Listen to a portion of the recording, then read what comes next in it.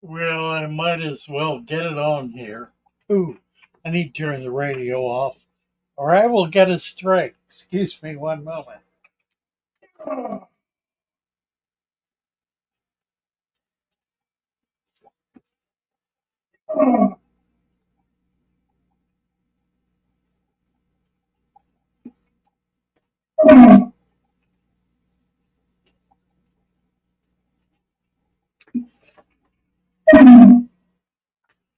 Goodness.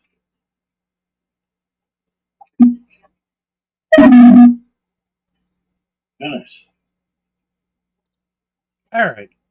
Ah, I think we got it under control now. Pat Paulson, Rosario, Bonoit, Noit, Noit, Noit, Noite, Noite, Noit, Noit, Bonoit. Mattis Factory, Spinster Sister, Extinct Studios, Mighty Joe Young, Fish Hippie, Cockatiel Obsession, ABS Aquatics, that's WB the Arrow.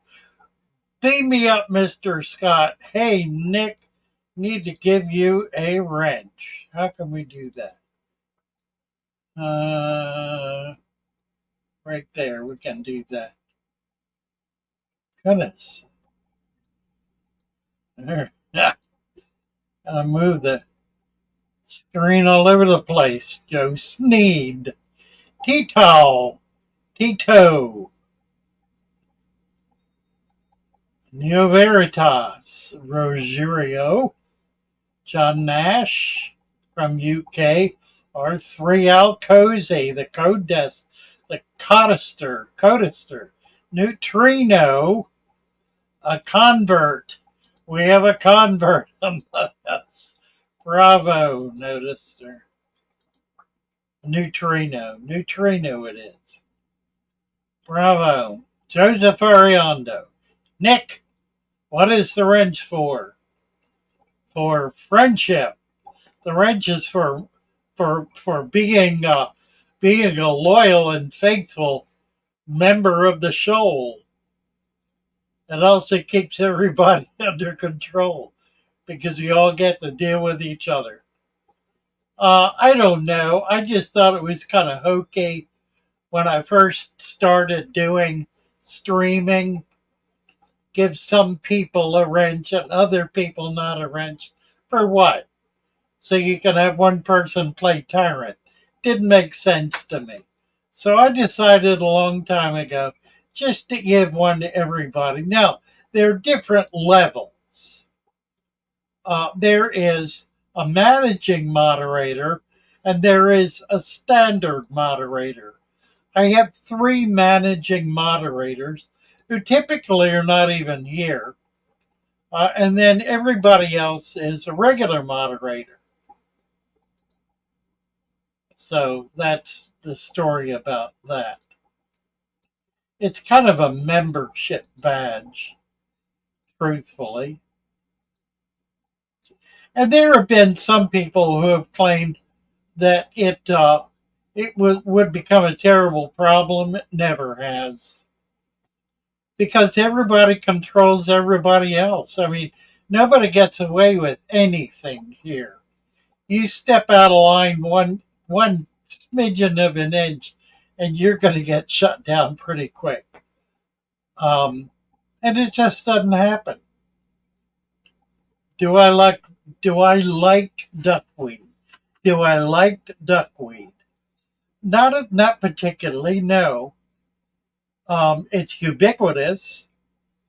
I like Salvini a little better because it's a little prettier.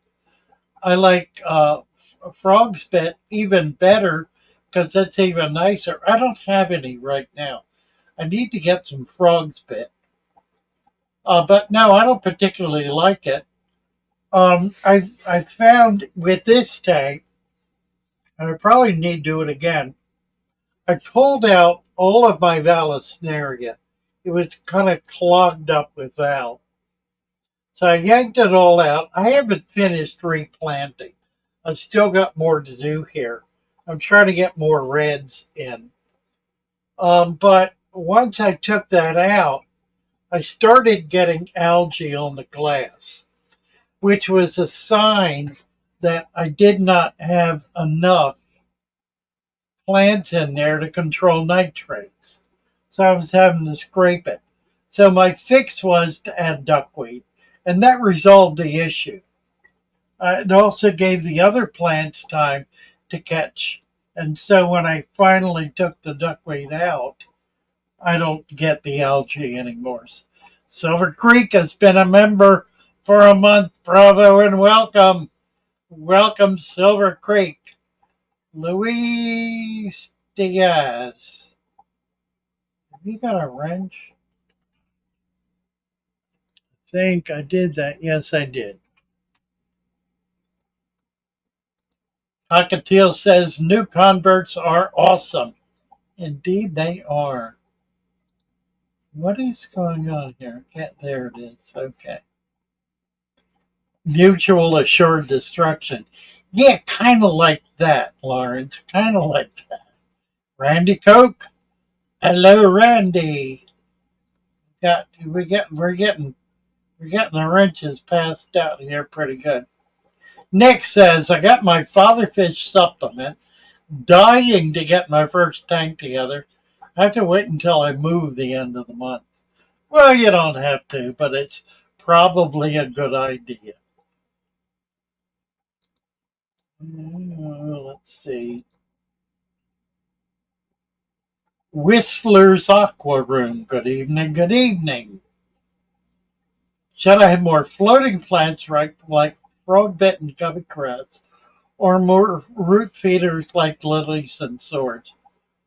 I do not prefer floaters personally. If you've got a pretty heavy nitrate, then floaters are going to help control that. In other words, if you're getting algae in your tank, probably the floaters are the best, quickest solution because they'll jump up to the occasion instantly. Silver Creek says duckweed is great at absorbing metals. That you have to be careful of what livestock you feed the duckweed depending on the metals it has absorbed. That's really interesting. Did not know that. Randy Coke wants to know what my favorite three fish are. Gee, favorite three fish. Right now, ram, which I don't have any of, bettas, which I do, and discus, which I don't. That's today. Tomorrow it'll be different. Randy Cook, three favorite fish. Good question. Crazy Bear, is my energy bill high? No, it's really not. I use LEDs, and they're pretty easy on the electric bill. I have 1, 2, 3, 4, 5, 6, 7, 8, 9, 10, 11, 12. I have 12 LEDs here. My electric bill is higher than my neighbor's by about $50. So I would assume my tanks are costing me about $50. Plus, there's certain things I leave on all the time, like my radio is on. The light in the bedroom is typically on all the time. So I'm not squeamish with electricity. I have a bunch of LEDs at the warehouse that are on 24/7. Need to put a timer on them, get that down a bit. But my first bill was not high at all. So unless it gets out of hand, and with LEDs, that's not likely to. Plus, I do not run big, heavy pumps. I run vibrator pumps. I do have a large air pump that I haven't hooked up yet, and that's going to cost some money. That'll probably cost $25 to run. But when you figure it's going to take the place of about 10 small ones, it's pretty well break even. It's more the heaters that consume. Yeah, that's right. So, and I have pretty well disconnected all of my heaters at the shop. Now I will have some, but I'm also gonna. I've got them in a room that's secure with its own heating system. It's a baseboard system, so I'll keep that at probably 60 through the winter. I'm gonna put some kind of AC in there this summer, and that'll be a different problem. David Anati, hello, hello. Purge, hello. James, what kind of LED do I use? I kind of recently gotten hooked on the outdoor floodlights, the 100-watt outdoor floodlights. Now, I don't have any of them suspended. If I did, it would be better because it would get a bit more coning. Right now, they're just all sitting. I have actually 5 of them here. No, 1, 2, 3, 4. I have 400-watt LEDs sitting on this tank. That's why there's glare. It's really more light than is needed, and I'm getting glare from it. The glare is more apparent with the video, with the camera, than it is. I don't think I can. I could reset the camera probably and reduce that. Let's see. Silver Creek had an organic soil tank for a year. Now I'm using same soil in the same tank and growing vegetables. Empty, no water. Cool, very cool. All LEDs will penetrate to the bottom. That's one of the real benefits of an LED. The shortcoming is that the light does not naturally cone. It's like a spotlight. The beam shoots straight down. Now, a lot of the LED fixtures are manufactured so that the diode is in a little tiny cone. It isn't much of one. It really doesn't do a lot, but it does help cone a bit. So the higher you can get it, the more coning you will get. But the benefit is that light is it's like a laser. It shoots straight down because it doesn't dissipate. It's a straight beam that goes to the bottom. It goes to whatever stops it. It keeps going until it stops. Excuse me, until it stops. Which means you're getting the full effect of the light all the way down to the bottom of the tank. It's a real benefit. Amateur player, hello, hello. Silver Creek. We did that about his dirt, and he's got another comment. Let's see, let's do Poresimus nox. If you have multiple tank syndrome and run into the need of reducing cost, especially if you have to use heaters, is it more efficient to heat the room instead of the water body? Generally speaking, it is. There is another fix, and that is to link the tanks together, which means you have to kind of put them on a level with each other. There's a way to not have to do that, and I can explain it. But to set up a sump, and everything goes into the sump, the heaters are in the sump.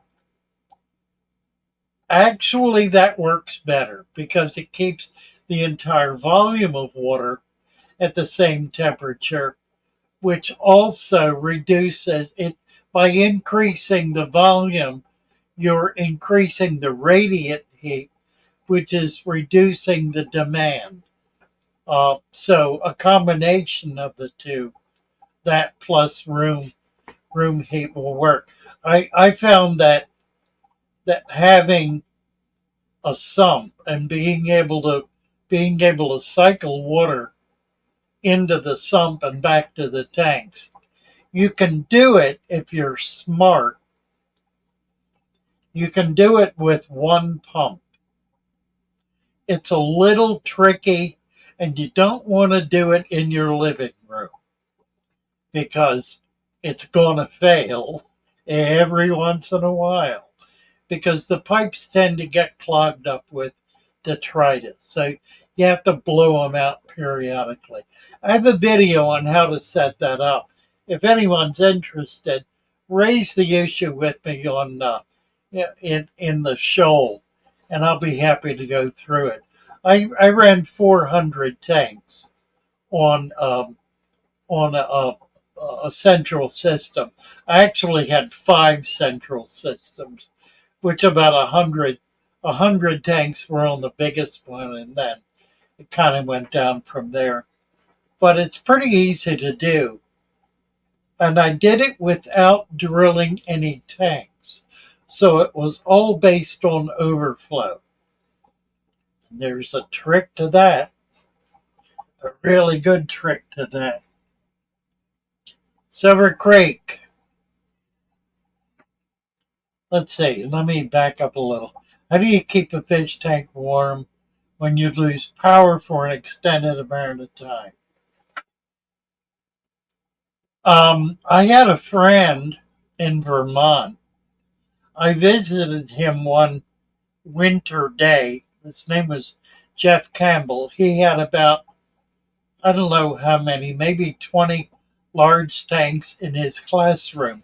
He taught at the Putney School in Putney, Vermont. He taught literature. Brilliant man. He was a pastor, Unitarian pastor. A lovely man, wonderful man. Loved fish. Was a master fish keeper. I visited him one day after the power had gone out, and he was busy, had been up all night, heating water on his wood stove in his classroom and pouring heated water, which he took from the tanks back into the tanks. So he was cycling water through his wood burning stove in order to maintain temperature in his tanks. And as I said, he had been up all night doing that on the day I visited him.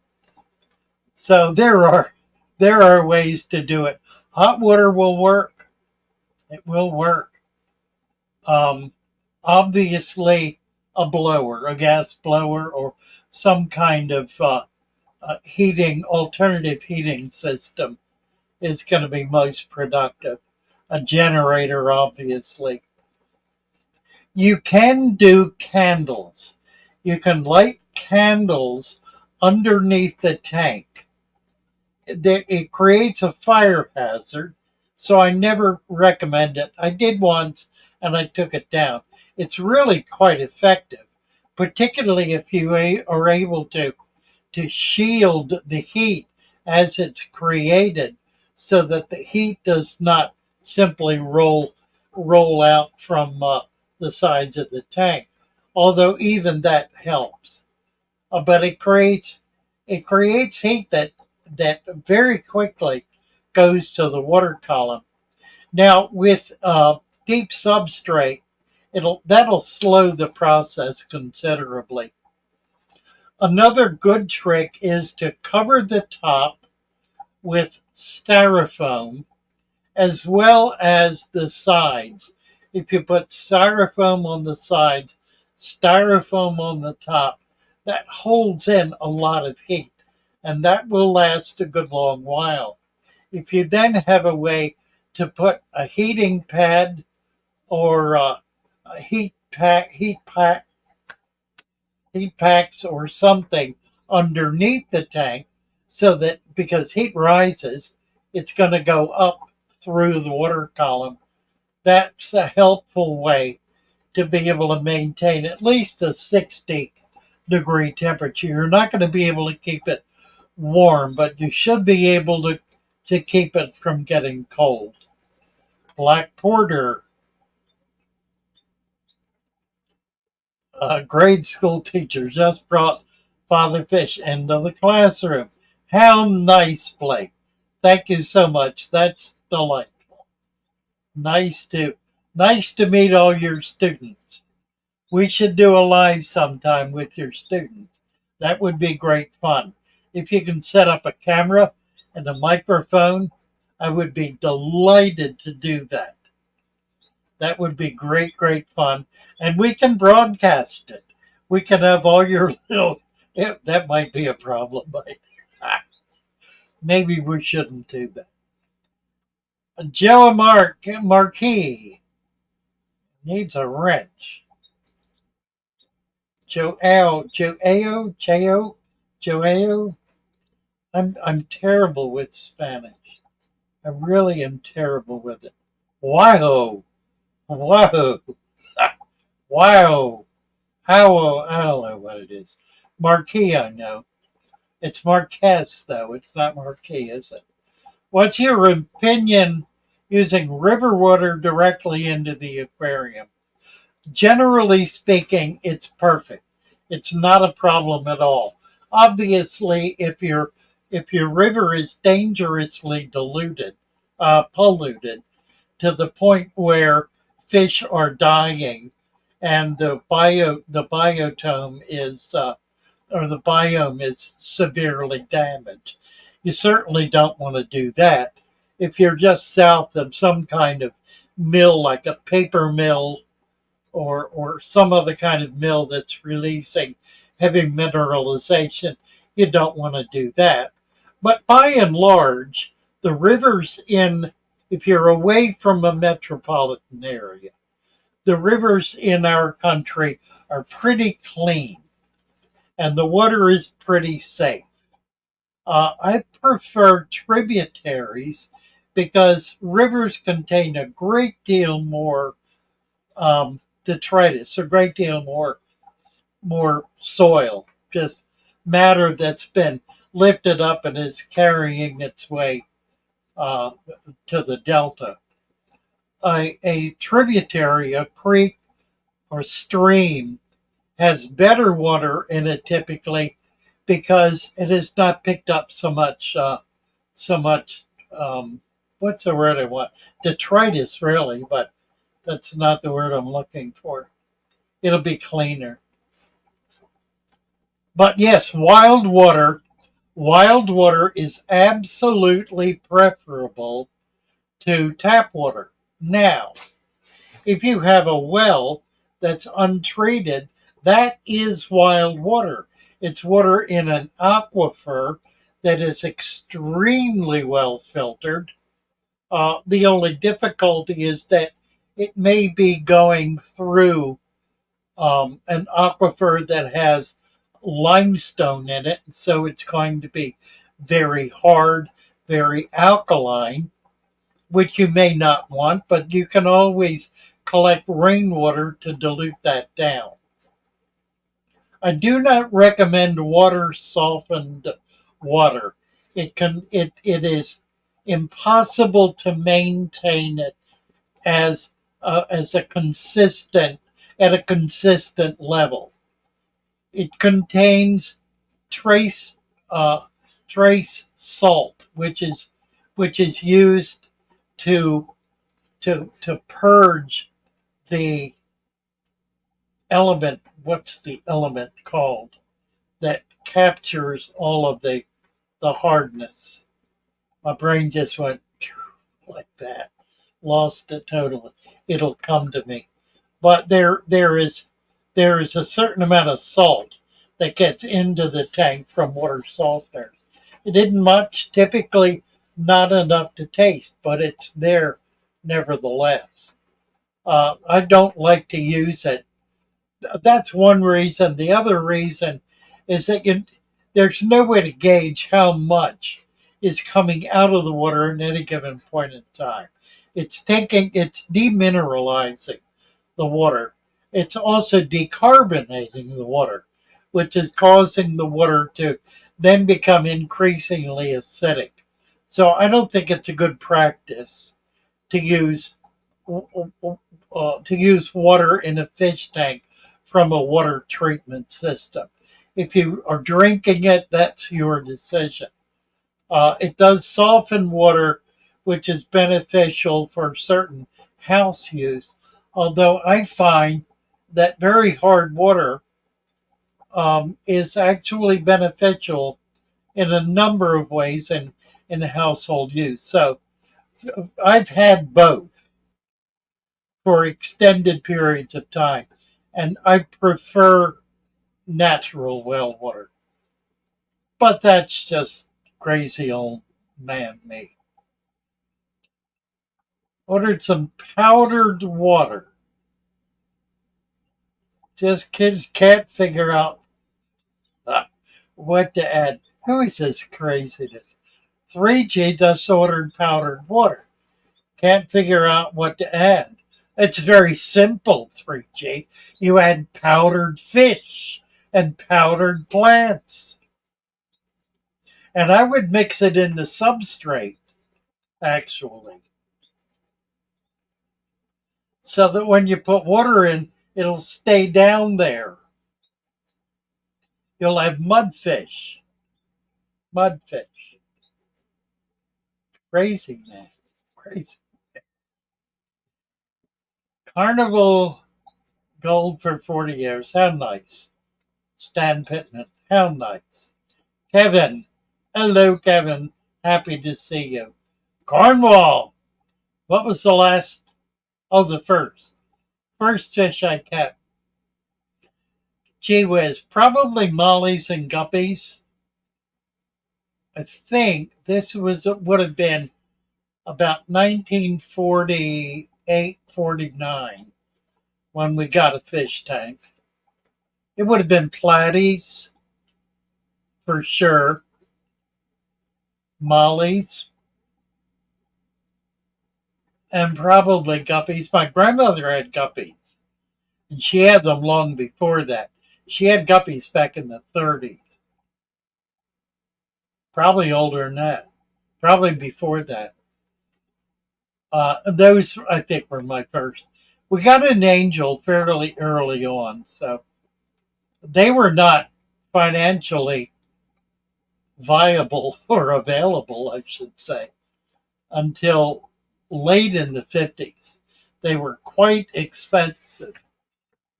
Think about this for a minute.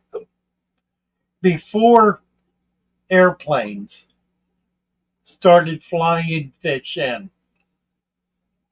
from the Amazon, the first ones came in to Miami from Peru. I think there might have been a flight from Brazil as well. No, Peru. First flight was from Peru. Colombia before that, I think. And they were bringing in, the fish they were bringing in were fish that are so common today that they're hardly kept anymore. Fish like the Jack Dempsey, the festivum. Those were the cichlids that came in. There were also tetras. The head and tail light was one of the first. Zebras came in very early on. Neons were later. That did not start until the 60s. But the first angels, showed up in New York at a fish show in 1930 something, like 32, 33. They were actually the first angelfish that made it to continental US. And the reason is very simple. They had to be sent by ship.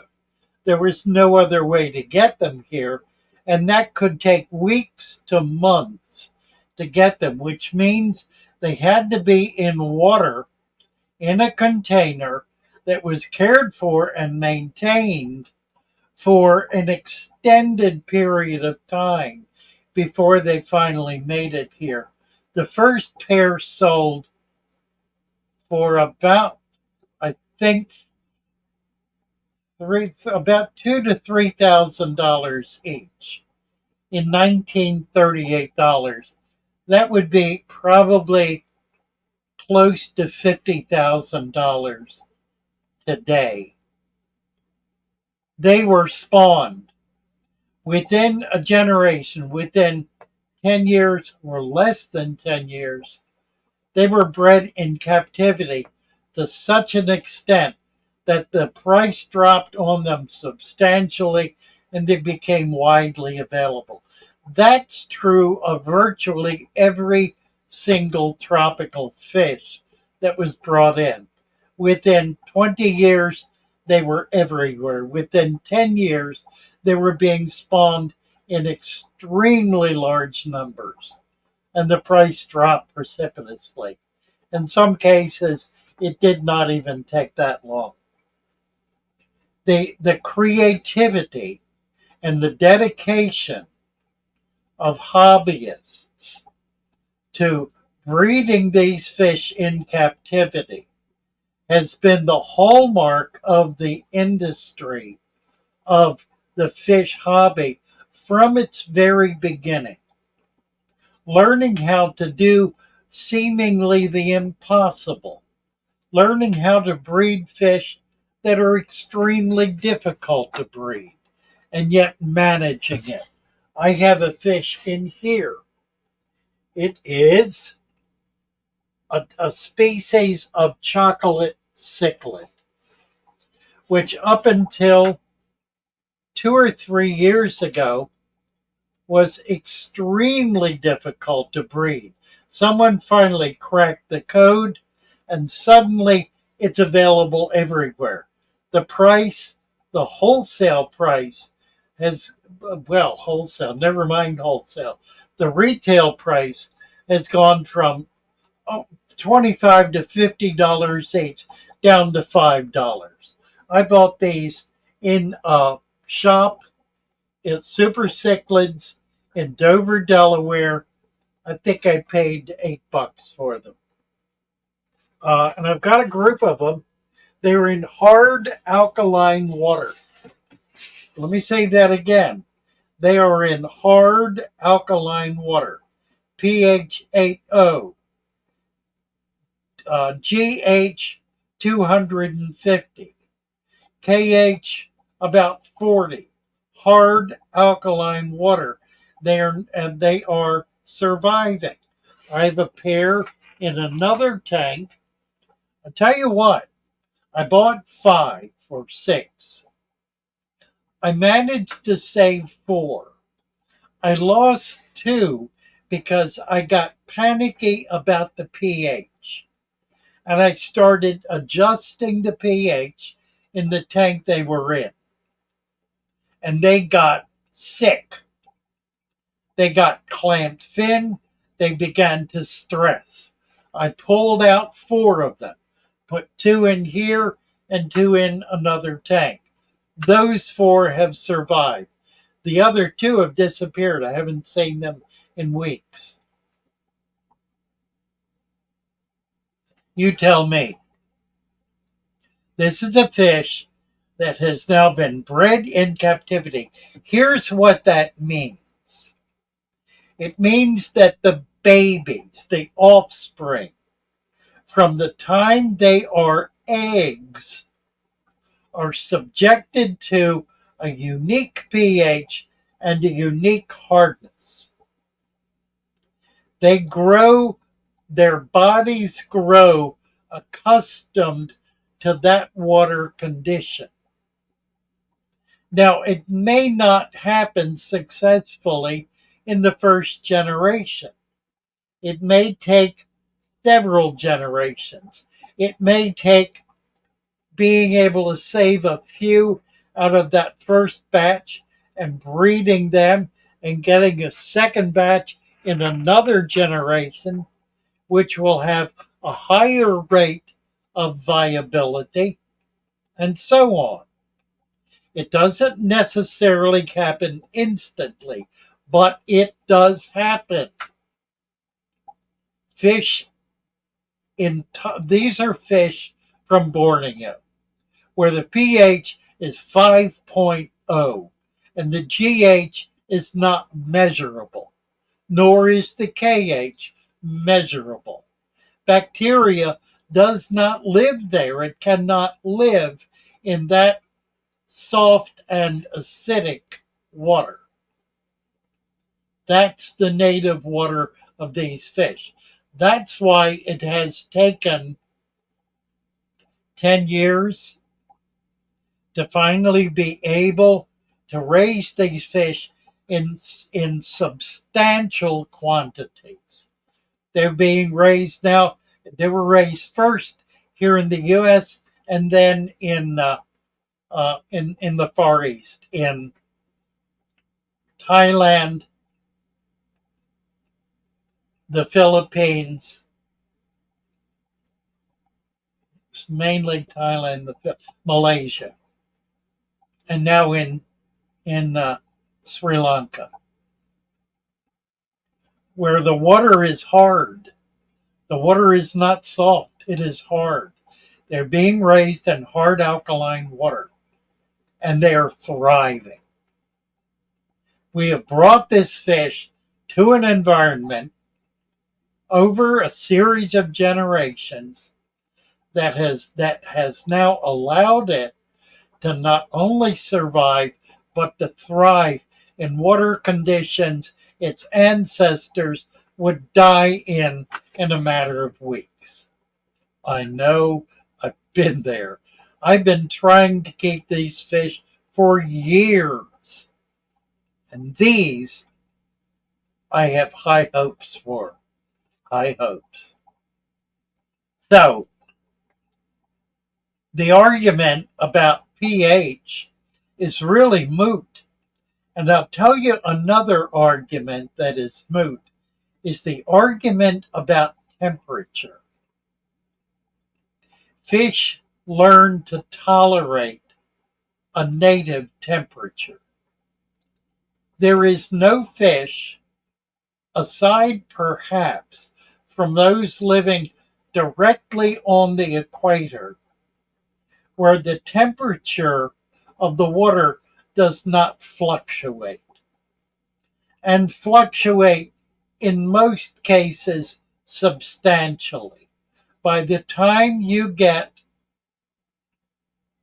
up north of the equator into Peru, where water is coming off of the Andes mountain, coming off of the glaciers that are melting on the mountain, creating freezing level cold water flowing down the mountain into rivers and creeks, where tropical fish such as Corydoras are surviving and thriving. The time of year affects the temperature of water in other than the most equatorial climates. You get into sub-equatorial climates or climates such as in the United States or Europe, where the water freezes. There are fish in Florida, mollies, platies, all kinds of cichlids that are surviving in water that gets down into the low 50s and into the high 40s almost yearly.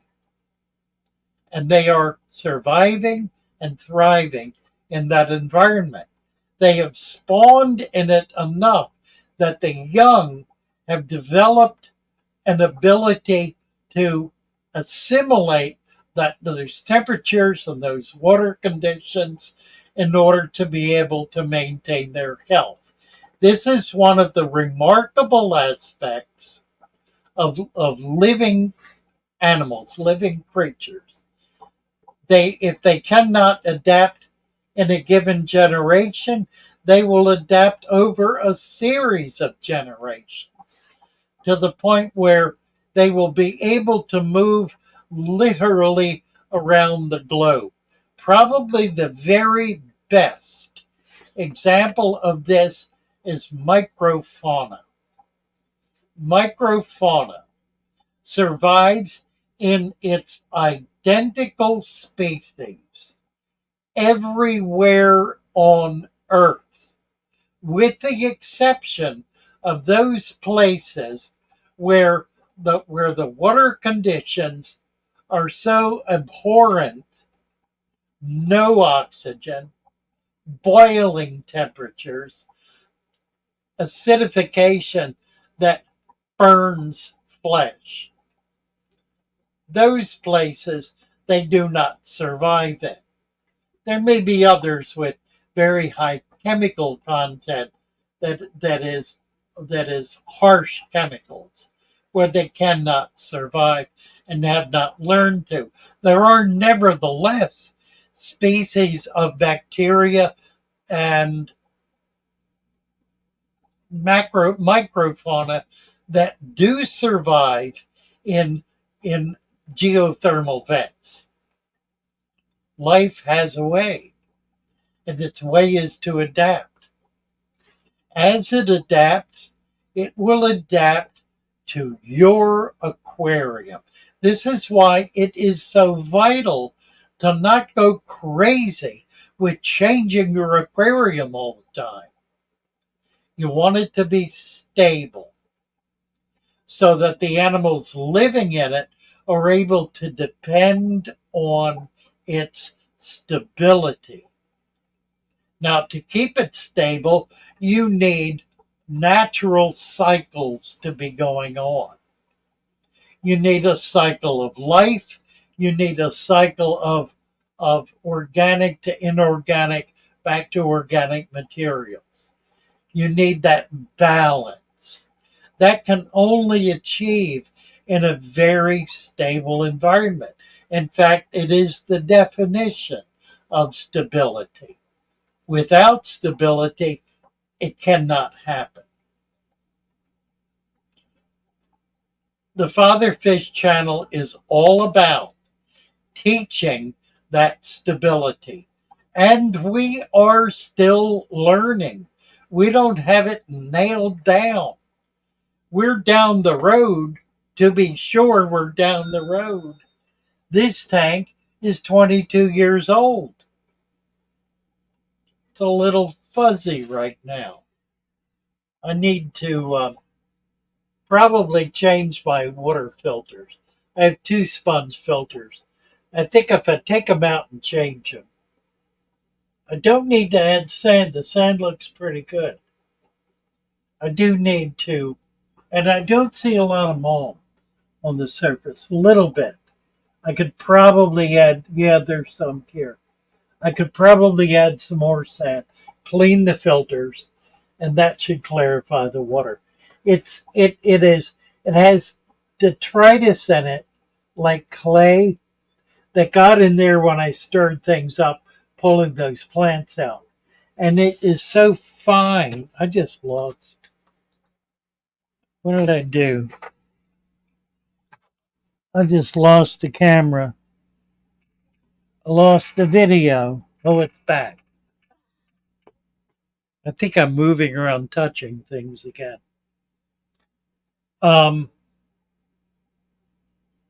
I just distracted myself. All right, let's go back to the chat here. Let's see. Hello, aquatic moose. Dee Dee, let me give you a wrench, Dee Dee, and answer your question that you asked. Oh, you've already. Oh, that's somebody else.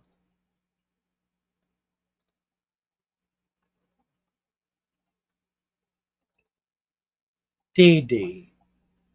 Is there a way to integrate the underground filter with the dirt aquarium? That's a really, really good question. Let me see.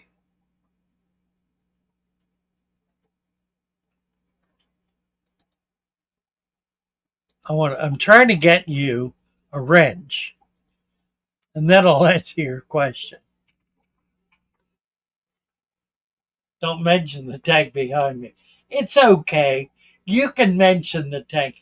Is it normal for fish to uproot plants? No, it's not normal. My belief is that it happens when fish become insane.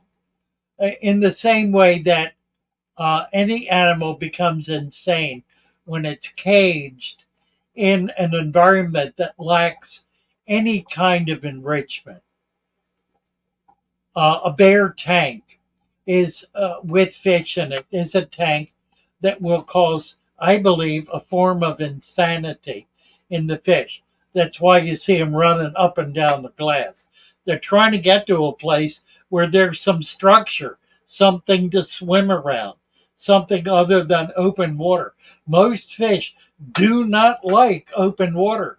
And when you've got an empty glass box full of water with tropical fish in it, they're going to be freaked out.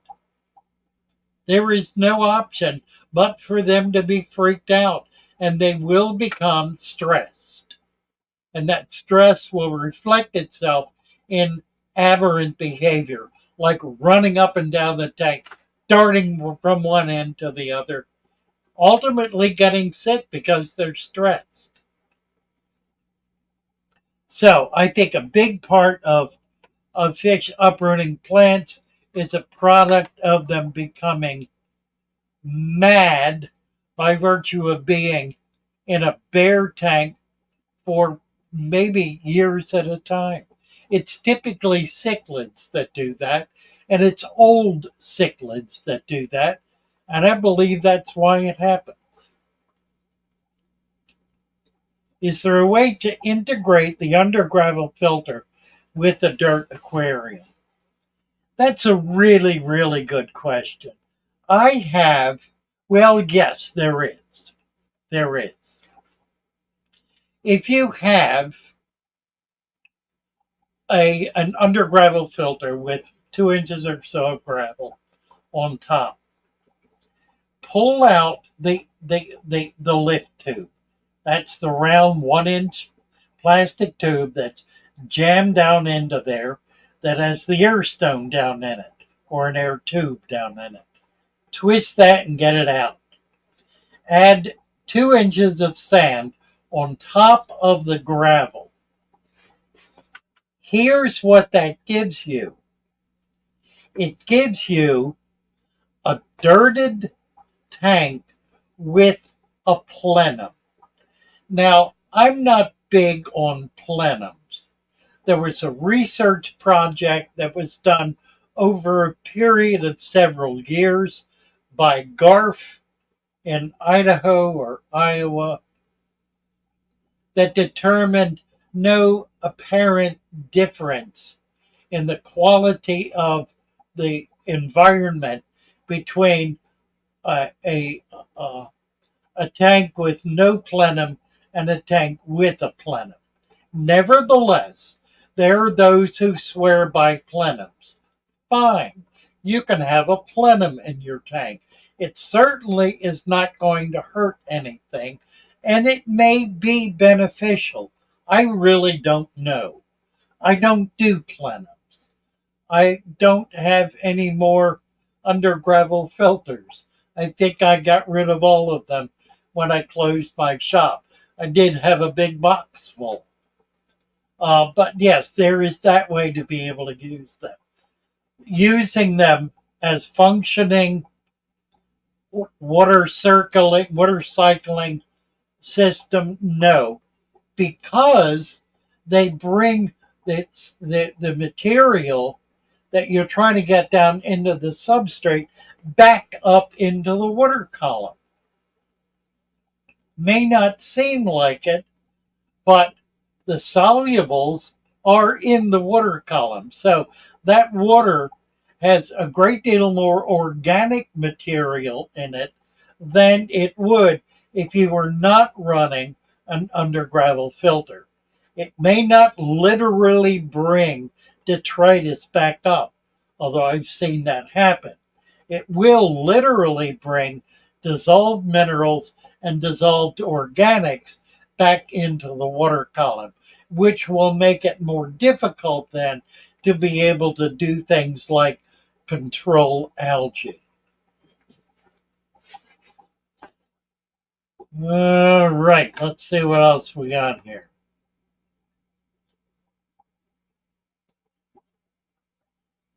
Daft idea, Cornwall says to Erie.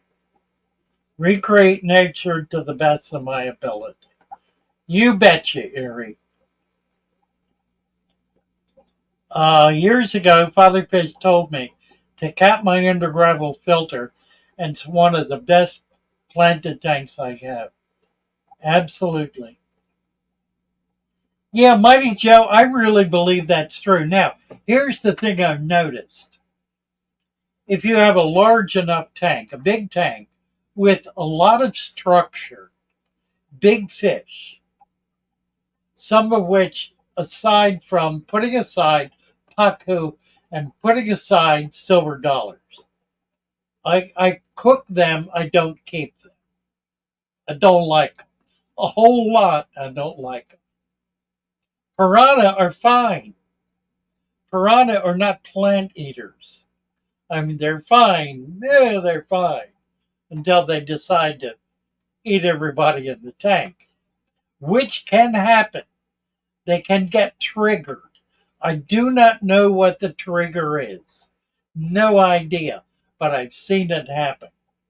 Putting those aside, all of the Central American cichlids, the big guys, the rough guys, all of the Mbuna cichlids, the African Malawis, can be kept together with a fair amount of hardscape in a planted tank, and that planted tank will survive and will grow as a planted tank. Now, here's the trick. The trick is to have an abundance of plants, not one or two, three or four. If that's all you do, they're going to get decimated. But if you have in a 150-gallon tank, 25 or so substantial size plants, what the cichlids that want to eat plants will do is they will pick on one plant and they will work on that plant until they have it down to a nub. And then they'll start on another one. That will take weeks to a month. So you've got time. You can replace that. In the meantime, all the other plants are growing and thriving. Replace that one, let them pick another one. They will pick another one. They will all work on that plant. Try it and see if that doesn't happen. I've done that several times, and it's been consistently the case that they will pick on one plant. I think it's because once they break down the integrity of the plant, it becomes more edible somehow. Whether it becomes softer, begins to deteriorate, the plant stops sending its strength building nutrients to those leaves. I don't know why, but I know it works. Much of my advice, while I'm on the subject, is based not on understanding, but on experience. I know what I know because I have done it enough times to see the results. That, to my mind, is the scientific method. to learn by repetition of trial and error to get to the place where you're achieving what you're setting out to achieve. That's my system. I really don't know why in most cases. That's why we're writing a book. That's why I've got some researchers who are delving into all of the research that scientists are doing to try to figure out why these things happen.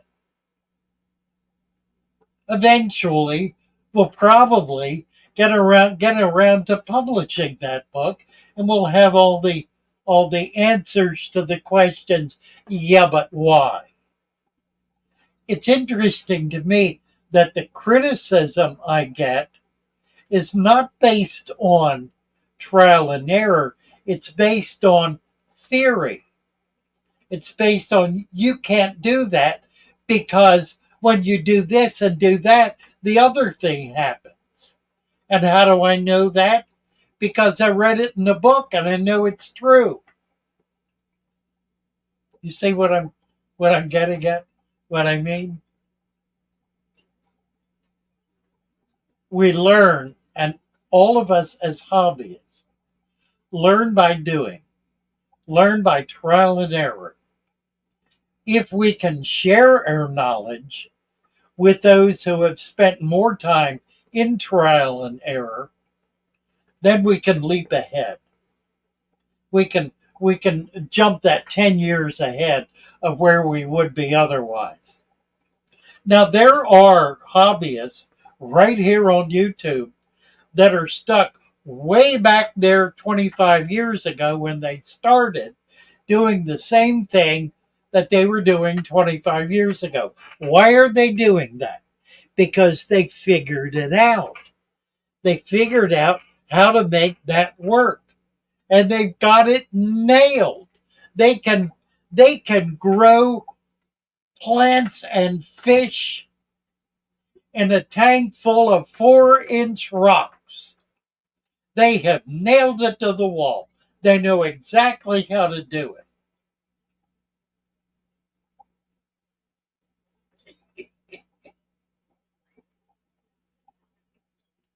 I rest my case. All right, where are we here? Mountain is here. Mountaintop fish. Nice to see you. Good to see you, Rocco. For goodness sake, Rocco is here. Happy to see you, Rocco. Great Danes Creations. When will you have shipping to Canada? I do now. Go to www, my new website, fatherfish.fish. Not a whole lot there to see now. It's a stunning site. You're going to love it. But you will find there a distributor for Canada, a distributor for Brazil, a distributor for the UK. We soon will have a distributor for the EU and for down under for Australia. And we're working on setting people up in business in every country we can to be able to sell, first of all, the supplement, and then to be able to sell plants. So it's coming, folks. We're getting there. We're in Canada, we're in the UK, we're in EU, we are in Brazil, soon to be in Australia. Only been doing this a month or two, so we're moving along as quick as we can. Beam Me Up says half of us, less than half, have hit the thumbs up. Well, let's get with it, team. Let's hit the thumbs up. Me too. There it is. How many people we have here? 200, 194. Wow, that's pretty impressive. 194. Which means I'm going to be totally lost. Rope Sander, my Mbunus just flicked water at me. Trying to get your attention. Very likely. Let's see now. I need to give him a wrench. Here we go. Moderator. Rope Sender, welcome. Izaki, Yasurazaki, Marine's Menagerie. Let's go to Australia and study fish. I'm for it, Cockatiel. Rocco says, been a little while, huh? Yeah, it has. Wanted to check in with y'all since that bad tornado in Tennessee. It's going to hit us here tonight. Um, we're anticipating 60-mile-an-hour winds, just sub hurricane winds and torrential rain. Hadn't started yet, and maybe it'll blow by us if it gets out to sea before it hits us. We're on a peninsula here, down toward the mouth of the Chesapeake, so sometimes we miss these things. They'll get into the bay and go straight up, or they'll get out into the ocean and veer out. Let's hope that's what happens. And thank you for stopping in, Rocco. Delighted to see you. Oh, let's see. Scott Roll. You know what? I'm at the end. That's weird. I think I'm down at the bottom. Am I really? Scott Roll. Dr. Fish. My name is Scott. One love your systems. I'm turning over my tank to go natural. You answered my question right on the nose with the Undergravel filter system. Thank you. You're very welcome, Scott. We need to get you a wrench. There we go. Got it. Shamborsley. Have you had to replace the silicone on my 25-gallon? That's interesting. No, I have not. You are a moderator. Who was it? Where'd it go?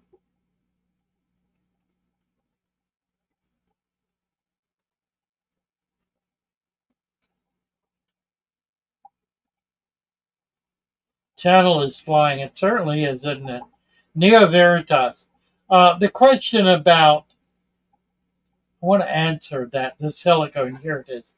Shamborzi asks about silicone on the 25. In a taller tank, there is more pressure, and the silicone will tend to, boy, I'm having a lot of trouble here. The silicone will tend to give because of the pressure on it. In a low tank, such as this one, it's simply not an issue. There is not enough pressure to overcome the integrity of the, there we go, to overcome the integrity of the silicone. And so I don't anticipate I will. Now, it can be damaged. If I were using a razor blade to clean the surface, it would be an easy matter to scrape this. I don't know if you can see this. I'm going to move my camera, which may totally ruin us for the rest of the evening. But we're going to try it. See if I can do this without creating chaos. See the bead? There are 3 beads of silicone there. There's the bead where the glass is coming in contact with glass. Actually, there are 4. You can see all 4. And let's go from the outside to the inside. On the outside is a kind of a gray bead of silicone where it has essentially bled out from being pressed together. There is a second layer of silicone between the 2 sheets of glass. It's very thin, microscopically thin.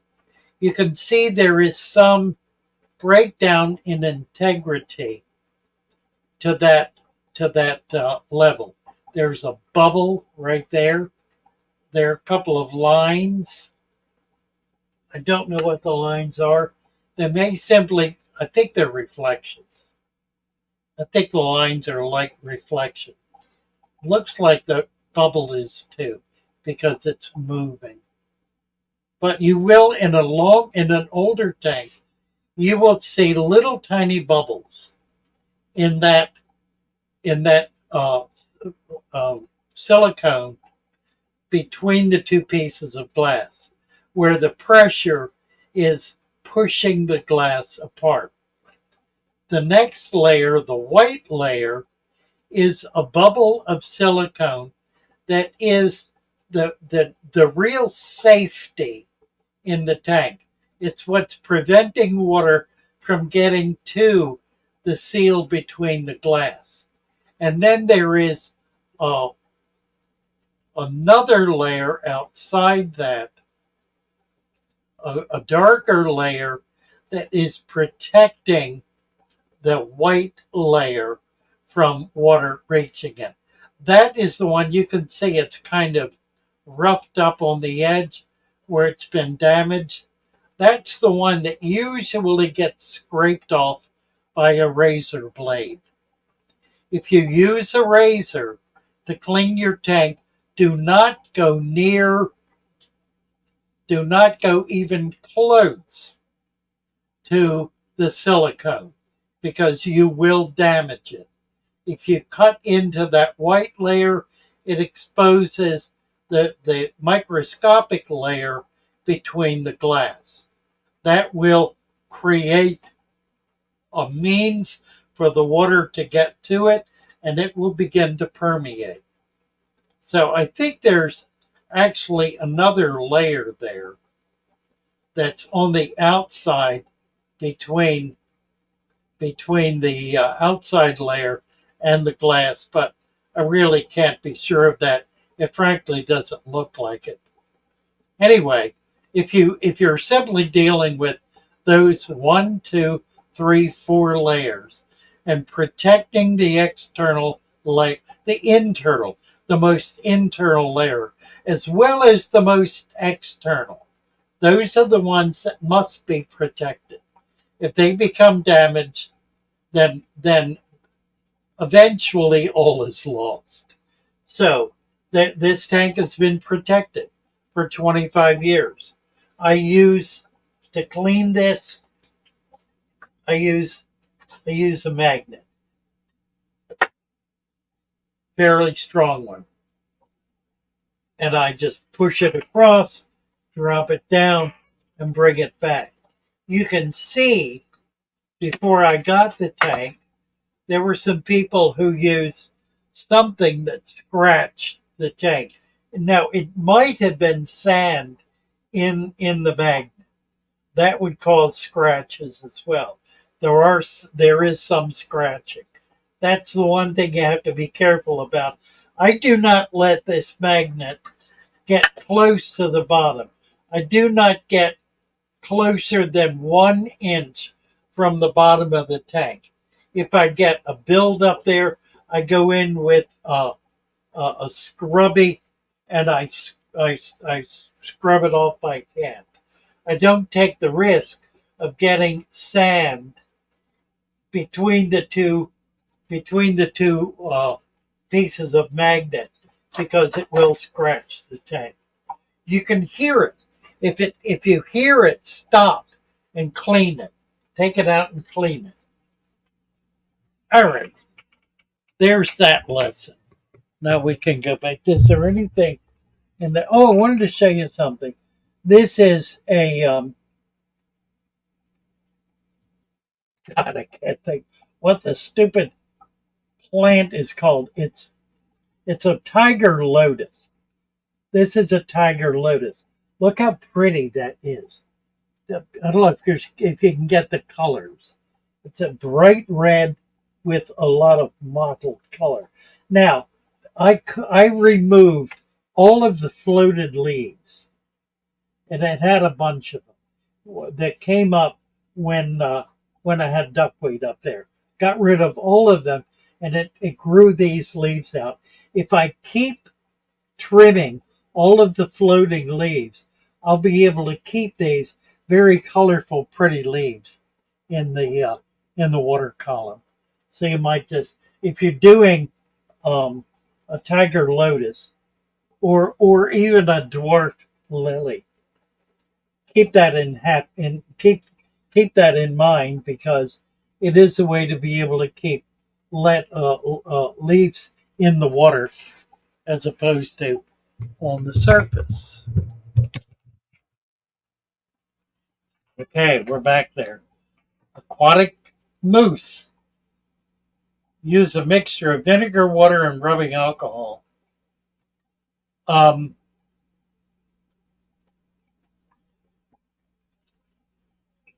rubber and rubber alcohol, rubbing alcohol and vinegar. Vinegar releases fumes. It's not it's not necessarily bad. It will affect the pH of the temperature of the pH of the water. It will not really be a negative impact. Alcohol is much the same way. Alcohol will dissipate. If it's in water, it's like oxygen. It'll go, it'll be gone. What you don't want to do is use ammonia or any kind of ammonia to clean your tank.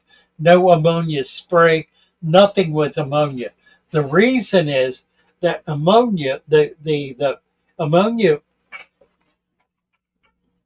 evaporates, and the fume of ammonia is not dense enough to drop down by gravity.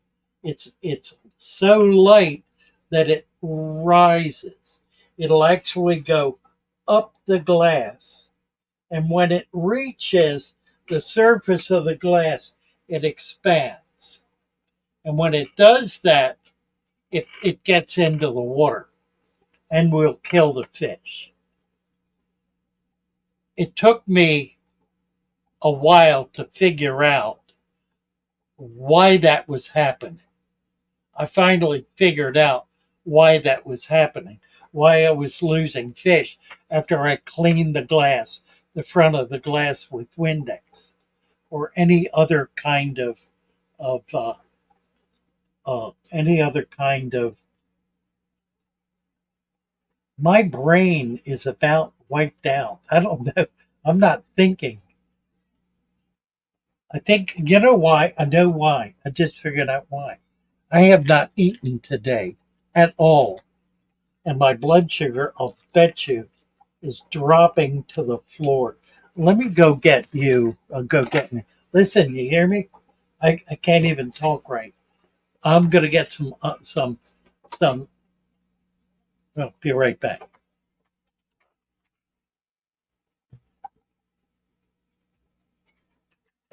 Honey. Getting honey. Get honey. Where's the honey?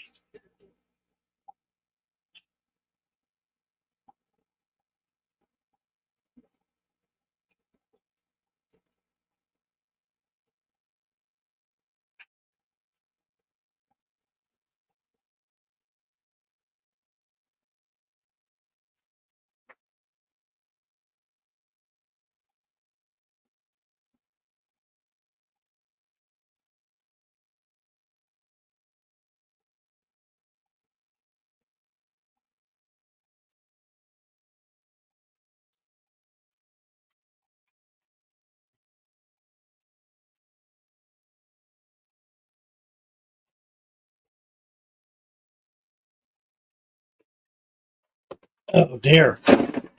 All right. I just ate a couple of tablespoons of honey.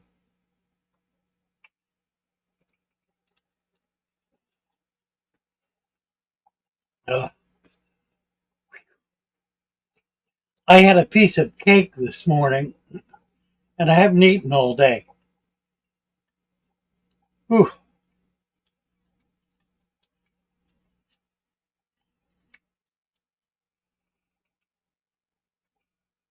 when I get like that, I can't think.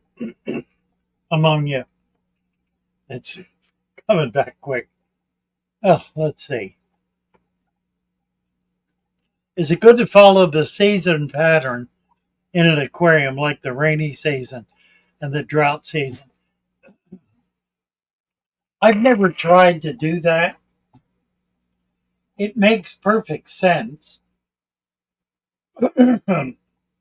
um, how would you do that? That's really pretty simple, really. Um,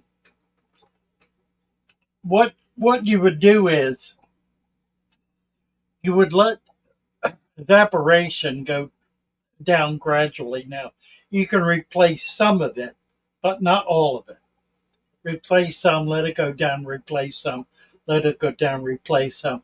When it gets down 2-3 inches, at that point, if you fill it, you'll be treating the water column as though it has entered, as though it has left the dry season and entered the rainy season.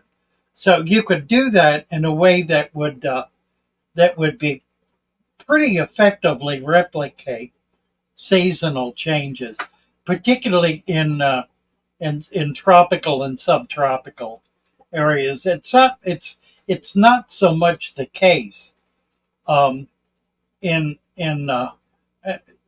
when you get north of the subtropics or the neotropics.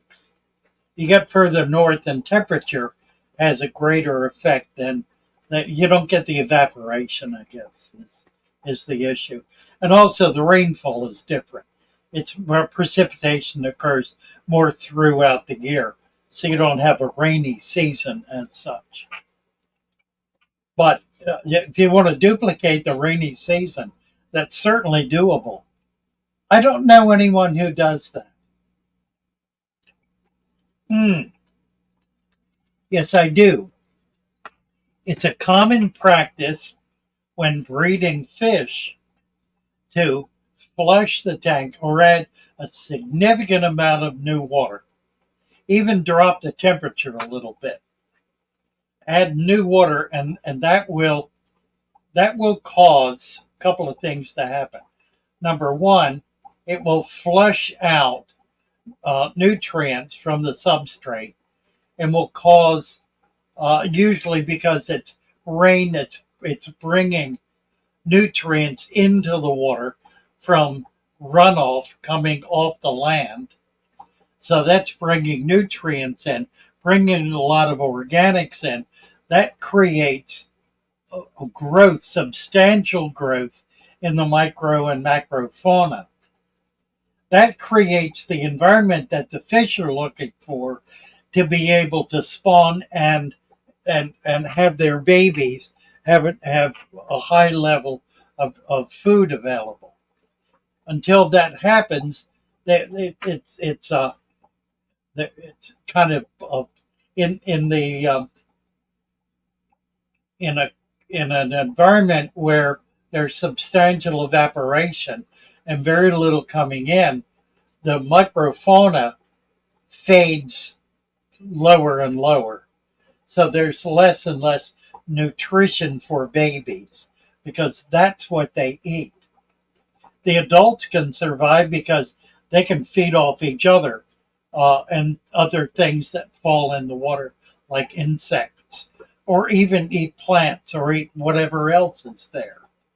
But babies require very specific food. And that specific food is microfauna. Without microfauna, it's very difficult to raise fish without most species of egg layers. Now, live bearers are different. Live bearers, they can, because they're born bigger, they can eat bigger kinds of food. They can eat off of deteriorating vegetable matter or whatever. But very tiny fish, they don't have the strength to do that. They depend on there being food right in front of their nose. swimming right into their mouth. So all they have to do is open their mouth and move a little bit forward and they've got it.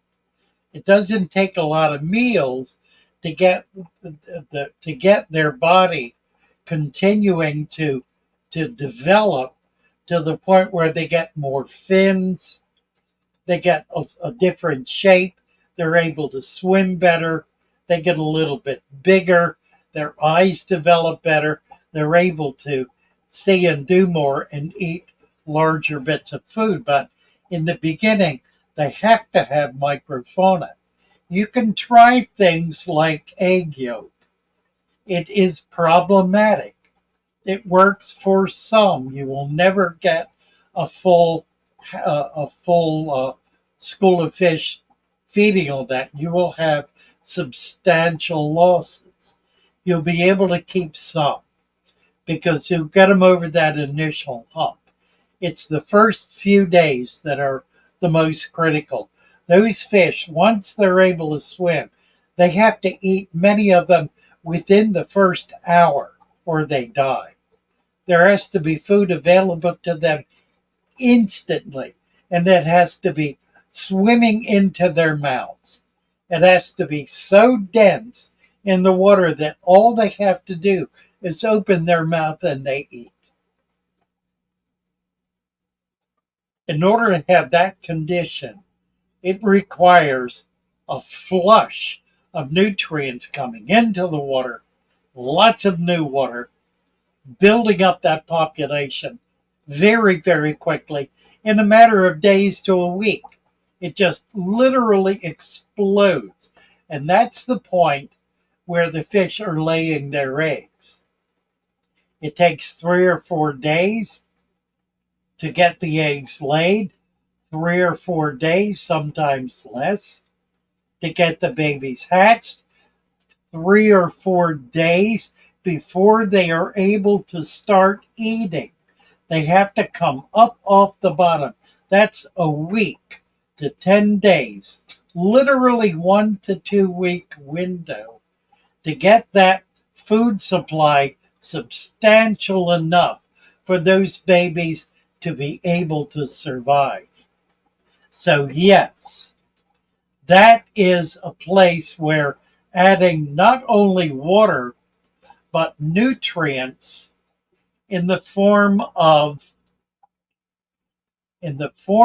soil, in the form of even muck from a pond, stir it up.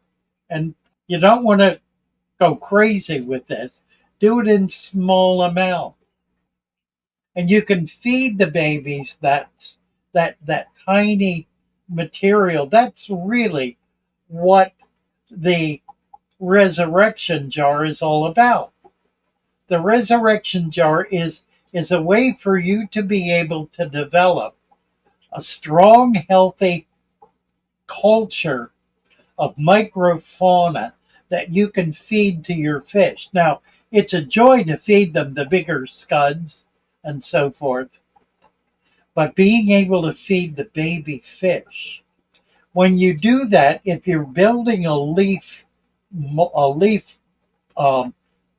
environment in the bottom of the tank, those fauna get down in there and they're not so easily caught.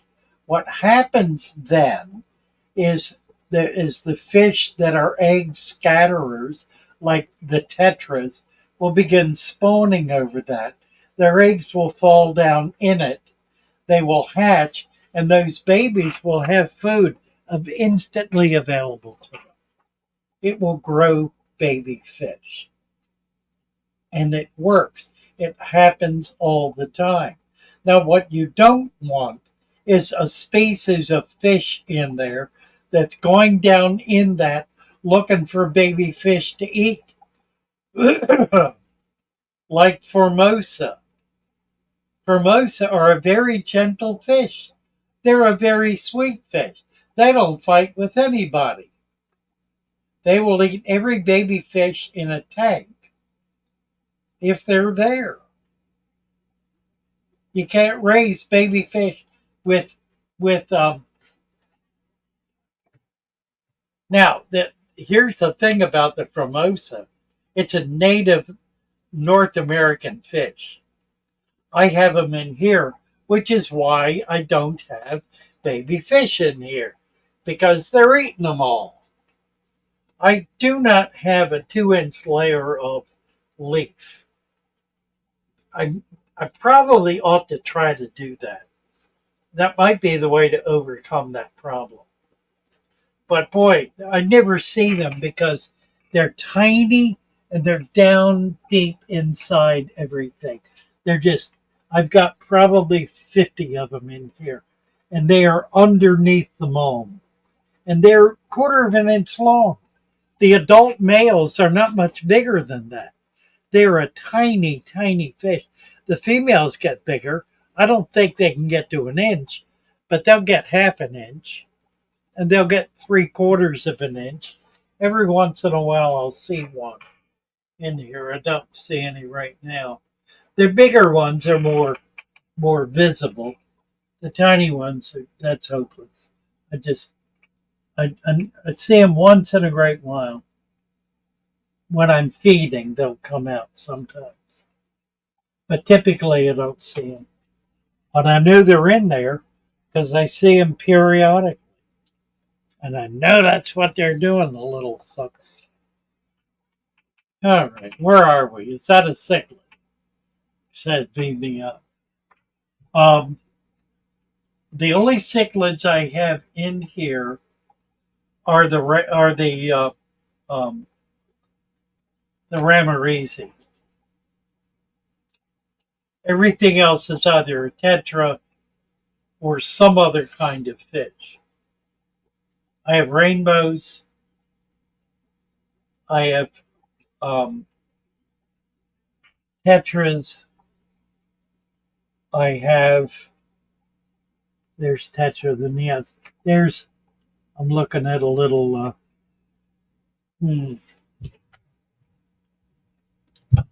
Little Formosa. I just saw one over here. Yep, there she is, right there, with the little markings. That's a very large female. She's a little better than 1/2 inch.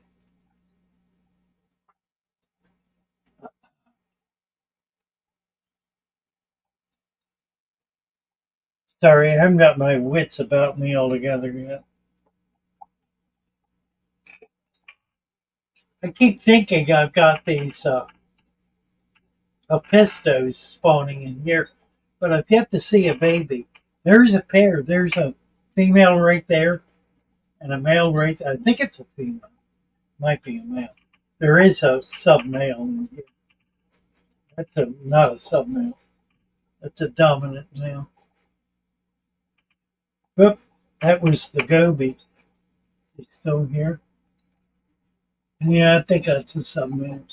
He's got a little red on his tail. Maybe not. I don't know. I don't know. Is there anything else of interest here? These guys, if you can see them, this water, I need to get this water clear. It's just unnecessarily cloudy.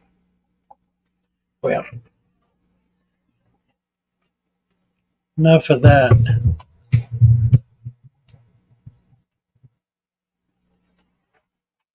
202, we're up there, aren't we? Scott Roll says, I don't want to hog up too much of your time. Wondering if I took something for the creek and warmed it up and put that in my tank because I'm in Vermont. That'll work. Now, you don't need to warm it up. I would not do that. I would not heat it in any way. I would simply bring it in the house and let it warm up naturally. And you will find things coming back up out of it. It'll develop, and it'll happen rather quickly. All those little animals are alive. They're just kind of, in their own way, they're hibernating. They become inactive because the water's too cold, but they're there and they're alive. You warm it up, and they'll get more active and begin coming up and reproducing. They're not able to reproduce, of course, when it's cold like that. Let's see. Just posted a short on my channel showing my infusoria guard, a jar. It says a Cyano. I don't know if I can do this or not. What's it going to do? It'll change. Hold on, what it'll do. Go to channel. Let me try something. Nope. Oh, good. It works. Okay. But it doesn't work here. Doesn't help me. I'm in the wrong part. I can look at it. You can click on it. If you go over to the three dots on the right hand side and click on that, the top one is go to channel. So you can look at anyone's channel. And it'll be in a different screen. So you'll be able to come right back. Won't be a problem. And as moderator, Lucky 13, someone was faster than me. Let's see. Cameron Carter, I watch your videos on how to set up a dirted tank. My question is, if I do a layer of dirt at the bottom, then a layer of gravel above, then cap that off all with sand.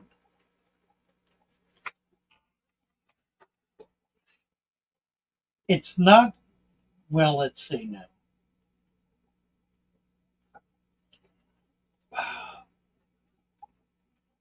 By doing that, you would not need to do quite as much sand. You could lower the sand ratio to like 1.5. Gravel is a half to a third the density of sand. So if you have an inch of gravel, that's equal to 2 inches or better, 2.5 inches, almost 3 inches of sand. It's not double, it's more than double. It's about 2 inches. 1 inch of gravel equals 2 inches of sand.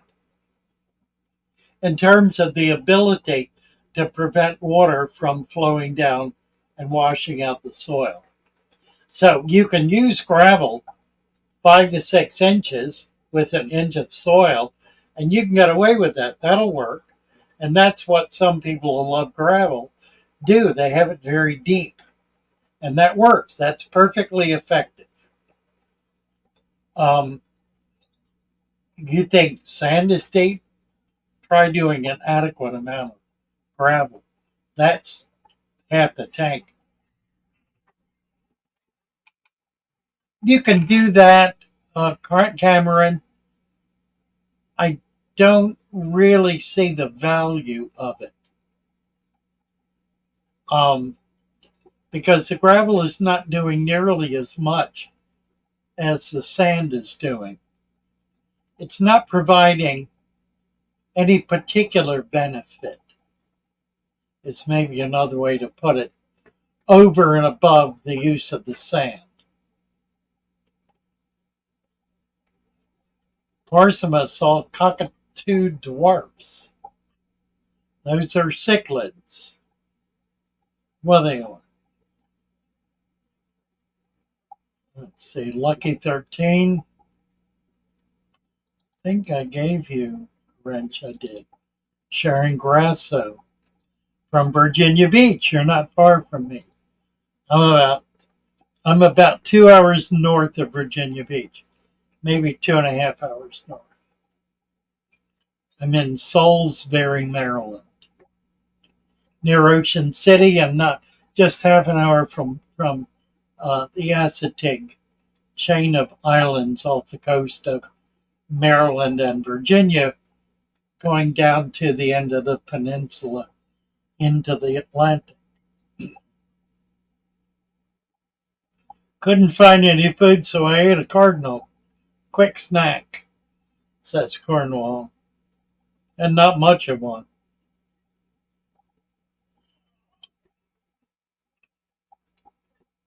Let's see. Yeah, Stan, couldn't figure out why no baby shrimp. Killifish. Yep, absolutely. Killies will do it. They'll eat all the babies. Is the natural tank always going to be cloudy? No, not at all, Oscar. This tank should not be cloudy. It is not normally cloudy. I created a mess that I haven't cleaned up. Um, I need to get it cleaned up. I'll try to get it done this week. I've been so distracted with other things going on, and I'm kind of overwhelmed right now with my channel because I'm trying to keep it moving ahead, and I finally have got some momentum. I actually hit 160. Let's look at what it is right now. 160 views in the last 2 days. So that's pretty exciting. I was running about 100. Let's see what it is now. Analytics. 160. Yeah, it's coming. 160, and it's up. The last 8 hours are up somewhat over the prior 20 hours or so. So I might even be better off than that. I would like to hit 200. If I could hit 100,000 views a day, I think that's what I'm going to need to be able to get up to 200,000 in a matter of months. Pretty sure that's what it's going to take. I have to sweep the detritus out of the chat. I see. Huge fan. You're saying you don't use grow lights at all? No, I don't, Stacy. I use LEDs. And what I'm using now is LED floodlights, the 100 watt. Now I have tried buying some new lights. I'm always experimenting with lights. Right now, that's what I've got. The problem is it takes a lot of them because they don't cone out. So I've got, for example, 4 of them here. If this were a regular light, probably if I had it higher, I would get a better cone. I just haven't been in a position to tie anything to the ceiling yet. The other reason I haven't cleared this up is I keep expecting it to be clear, and it's not. So I'm going to have to get in there and deal with it. So what I will do is I will do a couple of things. Number one, I'll take the sponge filters out, clean them, and put them back. Number two, I will add a thin layer of sand along the center of the tank. And number three, if it's still that bad, I'll do a partial water change. I'll do 10%. If that doesn't work, I'll do 10% the next day.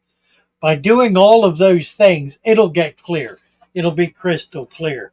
I just have to have the time and the inclination to do it.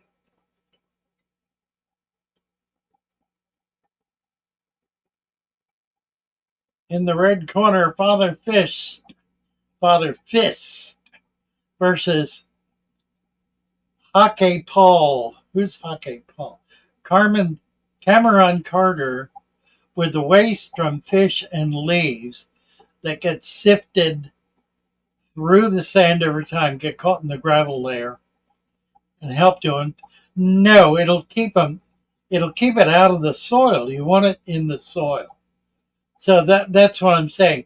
Now a lot of that soil will rise up in the gravel, so you have soil in there. It might help aerate the soil. I'm not sure how important that is. Try it and see what happens, is my best advice. Give it a shot and see if it improves anything. In the meantime, I need to give you a wrench.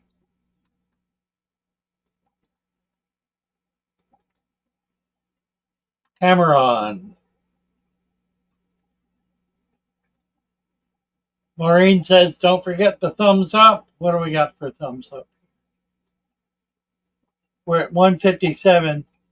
We have 182 watching. So that's about 25 short. Get in there and click on the thumbs up just to prove you're there. David North needs a wrench.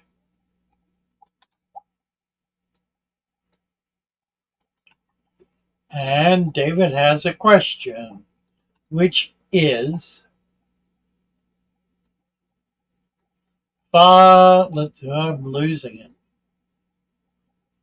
Fahaka tank mates, rainbow cribs, tetrascola diameter algae eaters, bristlenose plecos, denison barbs. Nice selection of fish. Very nice. Like to see a picture of that. Join our shoal if you haven't yet. You can post pictures there. You can even have your own channel and post all the pictures you want. Here's Victor Costco donating 99-cent super sticker. Thank you, Victor, very much. That's very kind of you. David North says, what am I doing here? There. David North.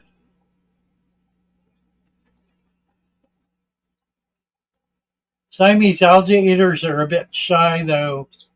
Maybe better 3 or 4. Kai Hodler needs a wrench.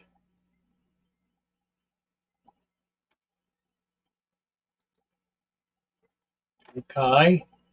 And Kai says, how thick of a leaf layer should you have? Maximum an inch, half an inch, quarter inch to half inch. Just a thin layer is fine. If you can get it a little deeper than that, you may not want the whole thing covered in it. Just maybe have some pockets where you've got a fairly deep layer. In nature, in creeks, leaves pile up. They're not everywhere because the water is flowing. They'll pile up wherever the water is swirling or where it's dead, where it's not moving. And they may be feet thick, feet deep there. So they're generating a huge amount of microfauna. And you will find fish spawning in there, particularly in South America. That's where all of these cockatoids will spawn. They'll go in any kind of trap like that, whether it's branches or leaves or whatever, and they'll go in dozens of pairs will go into that and spawn because it's full of food for the babies, loaded with microfauna. How long does sand take to be feeding bed for plants? About a week to 2 weeks. What happens is you get the dirt in, and then 2 inches of sand on top. That dirt immediately is moving up into the sand. Just from day one, it's moving very slowly, but very gradually into the sand.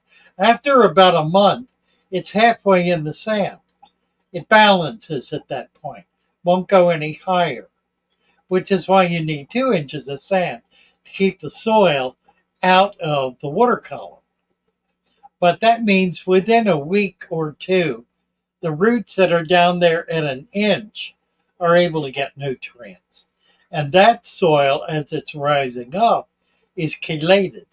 So it's not going to be burning the roots. Good question, Erie.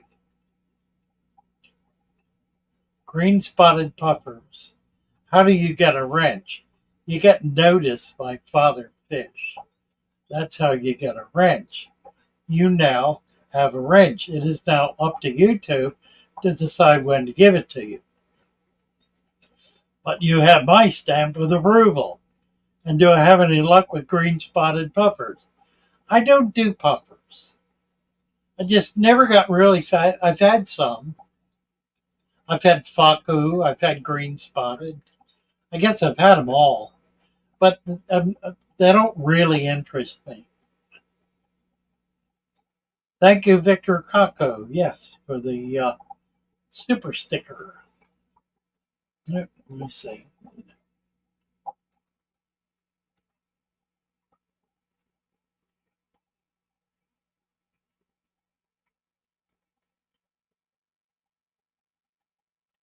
Do you recommend vacuuming the stand in your aquarium?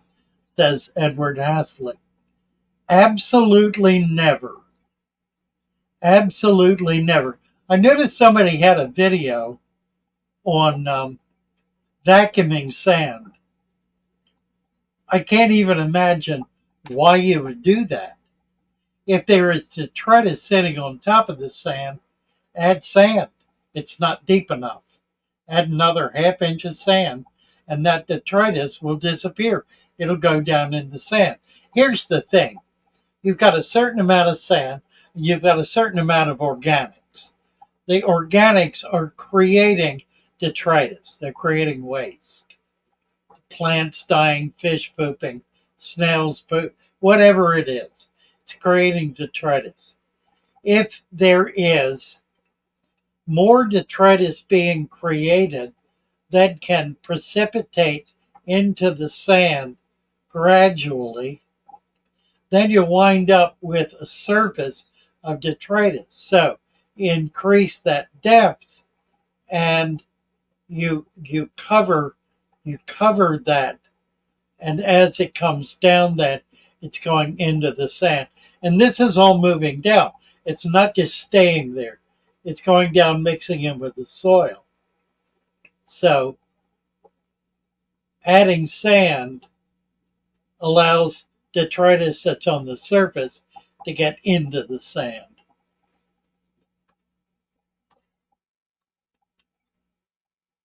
Did I give Kara up? I did.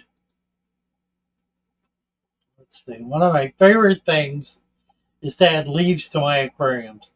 Kevin, you betcha. It is great fun, isn't it? Daisy Green, well, why lights 24/7? I do that initially. To get root growth in the plants.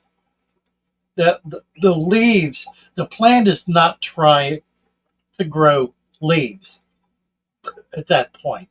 It's trying to grow roots. And so by having more light, that's more nutrients the plant can create to feed the roots.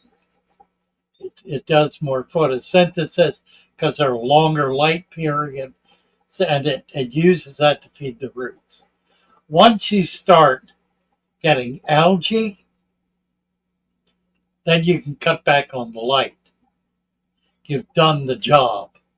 You've given it all the nutrients it needs, and then it'll begin to also the other sign is when it starts growing leaves, that means you've got an adequate root base.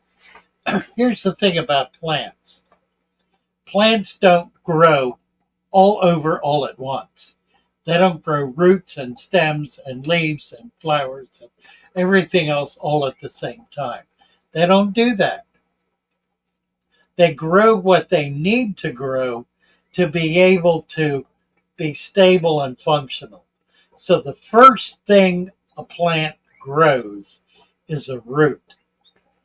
It releases a certain hormone into the soil that affects the bacteria in that immediate area in such a way that that bacteria then creates the nutrient that the plant needs specifically to grow roots.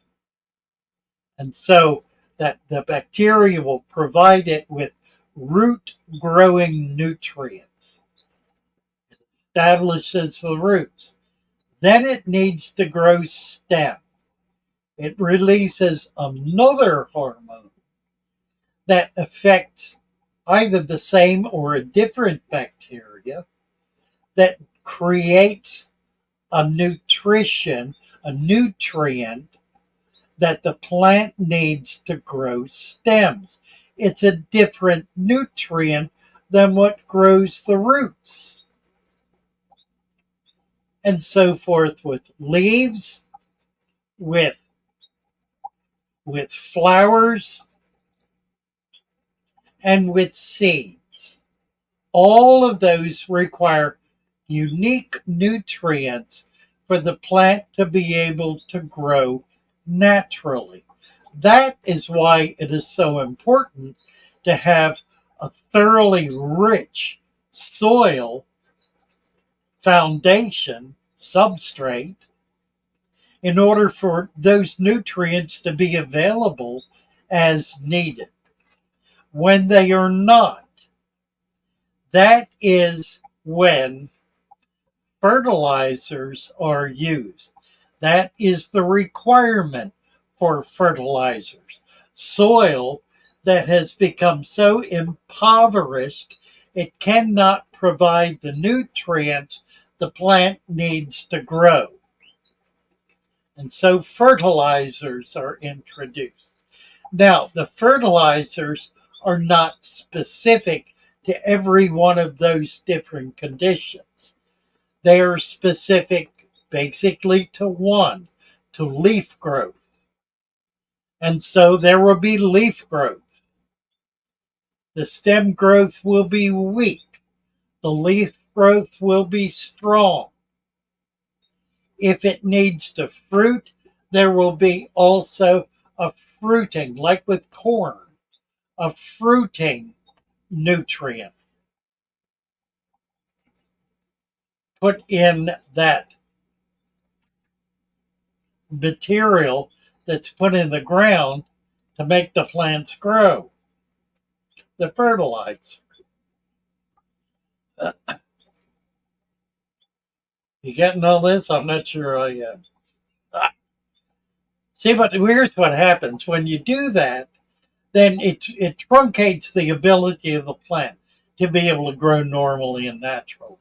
Now, there are, to be sure, CO2 and fertilized tanks that have magnificent foliage. No question about it.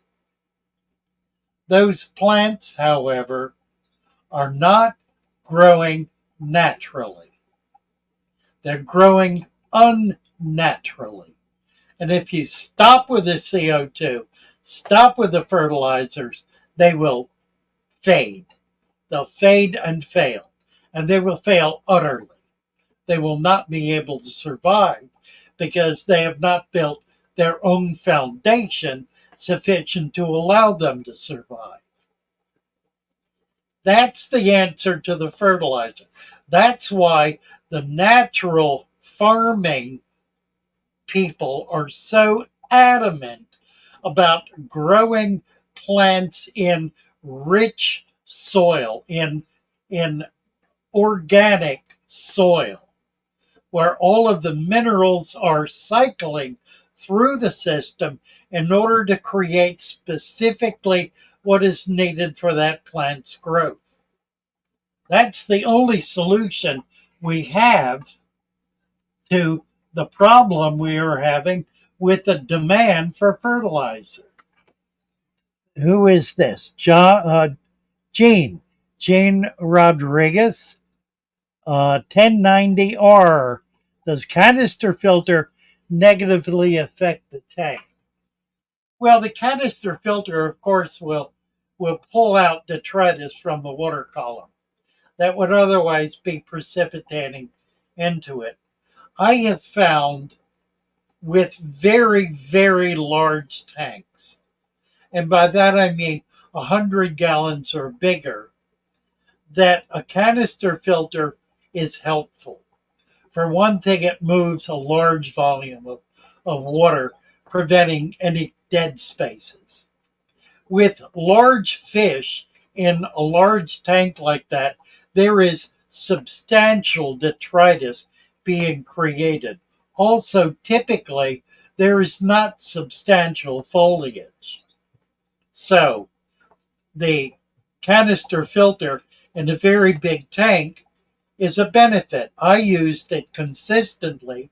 I found it got pretty severely mucked up after 6 months or so and needed to be changed out, but the tank remained very stable. And it was able to grow some plants, able to keep a lot of big fish, and the water remained stable and healthy water. It didn't get loaded up with organics. So, yeah, in a big tank, it's a good thing. In a small tank, probably not. Good question. Let's see where we're at. Stacy, we did the lights. What time is it here? 7:26. I'm about 10 minutes behind. Karan needs to get an inch. I'll tell you what, Karan, you have a wrench. I have approved a wrench for you. YouTube can be slow on the draw getting it to you. If you'll keep posting this every once in a while, post a question mark or an asterisk or a dot or something, you'll know, because it won't show up in the old posts. It'll only show up in the new. So it may be there and you just haven't tried lately to see. Erie, he met without, well, Guppytown Aquatics.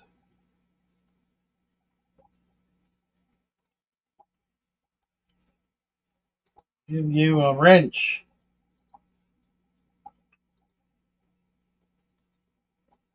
Chris Concavs.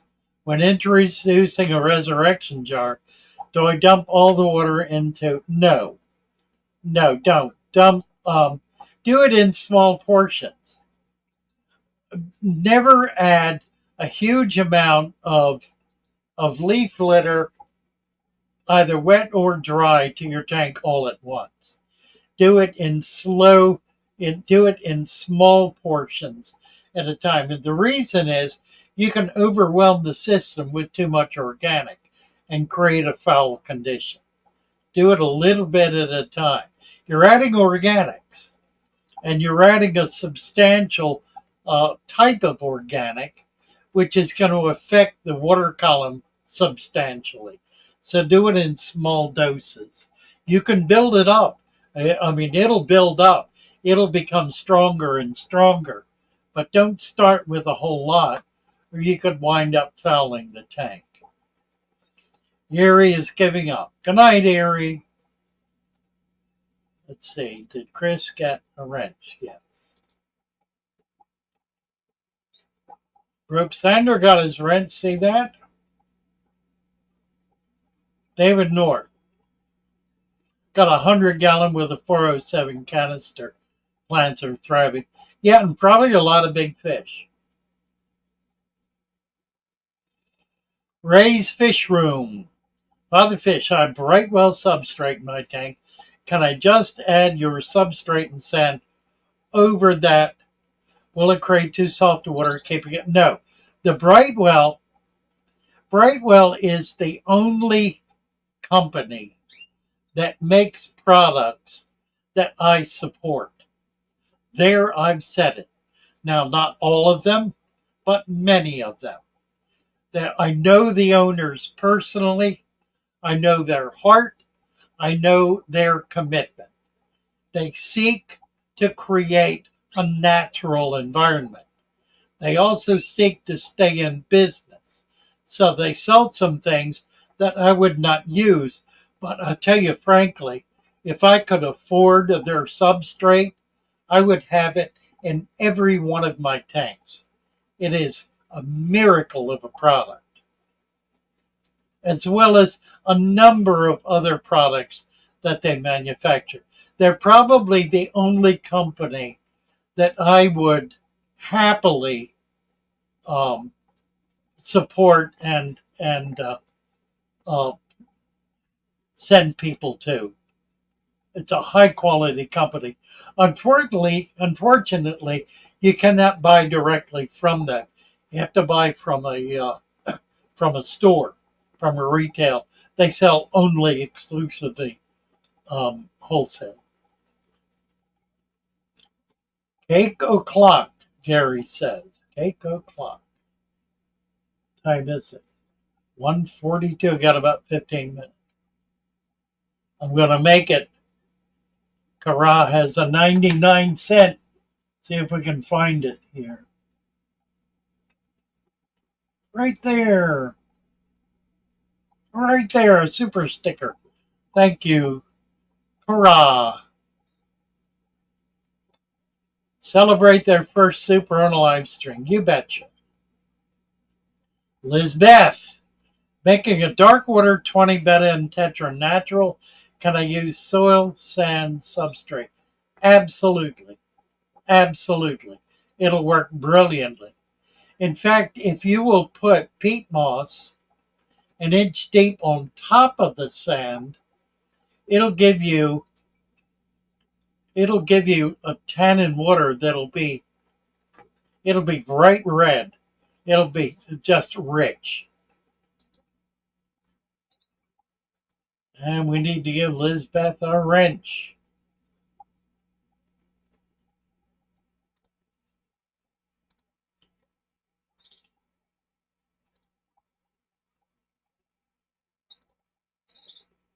Jimmy Coleman. Thank you, Jimmy. Mine.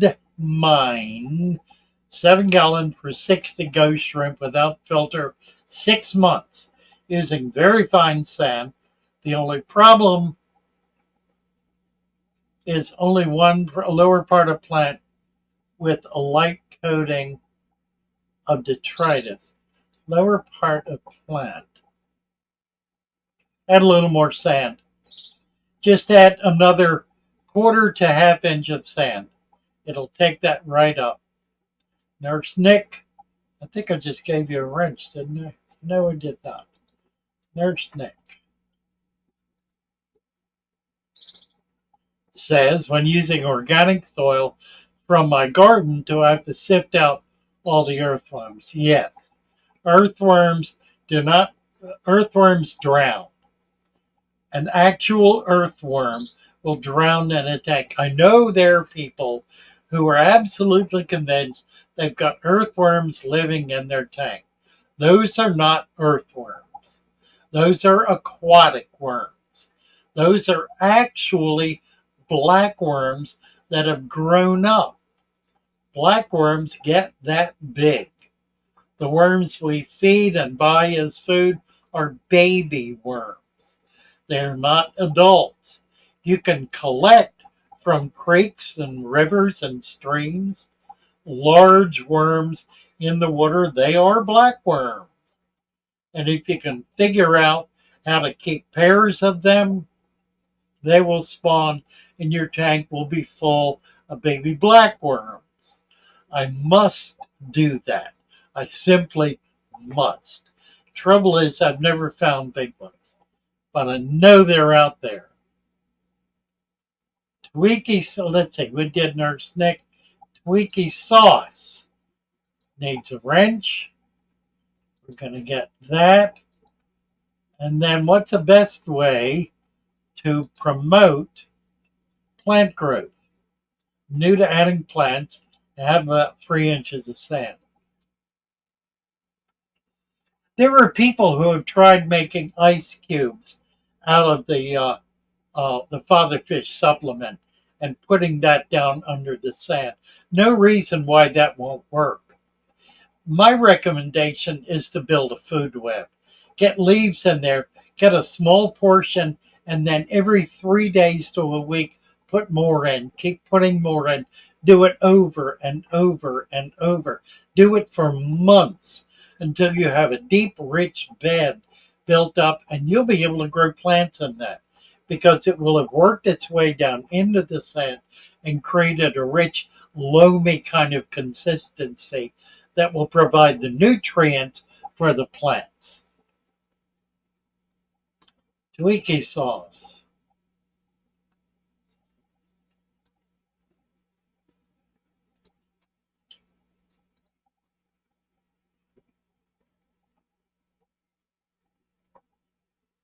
And then it jumps down again.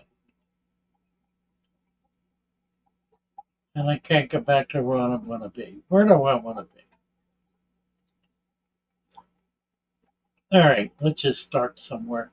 I'm missing some of you. My apologies. After 5 months being set up, my wisteria is all stem with great tops.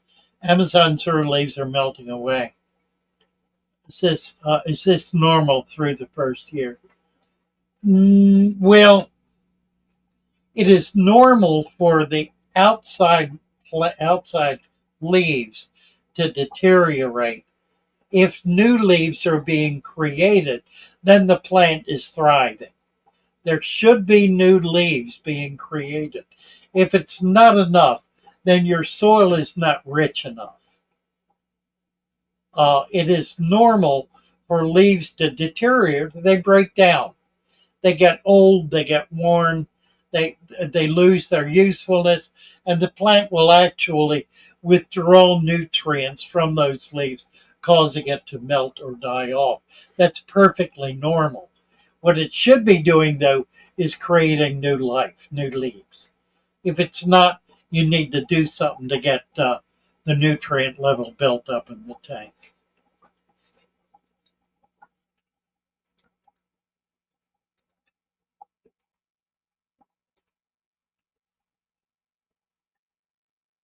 Mind mine. I think we did that one. No, the fish are not eating the leaves, Lee. The microfauna are eating the leaves. The leaves are food. You're putting them in because they are food. They are feeding microfauna. So you have to keep putting them in all the time. It's the same thing as feeding your fish. You're just feeding the food that the fish is eating. You're feeding the food the fish is eating. That's right. The fish are eating the macrofauna. You're feeding the macrofauna. They're growing in population. The fish are feeding on that. But you have to keep putting it in because you have to keep feeding them. Leaves are food. They're not decorations. They may be decorative, but they are not decorations. They are nutrition. They provide nutrients to the entire tank.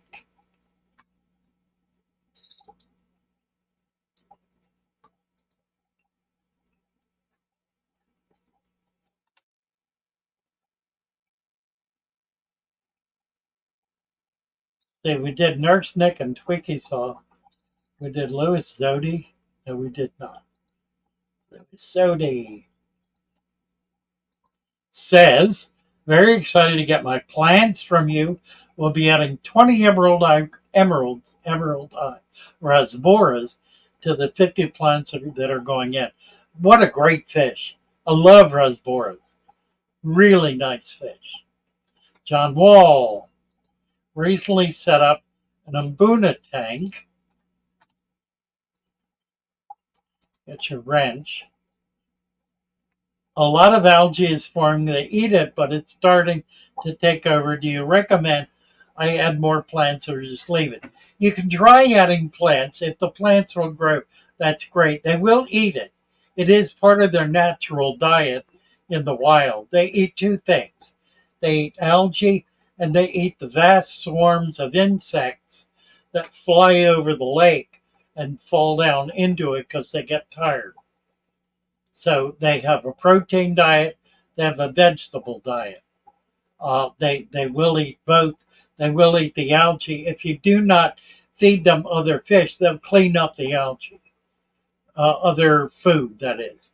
If you do not feed them any other kind of food, they will clean up the algae. So it is a way to be able to control algae and at the same time provide a natural environment for these glorious fish.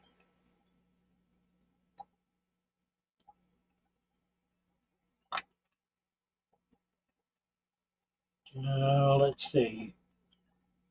Wall, Lee, David. Recently set up Mbuna. Yeah, we did that. Heavy W8 champ. Can you speak about Cyano? Have it my 3.5. Cyanobacteria is a natural occurrence in a tank that is overloaded with a combination of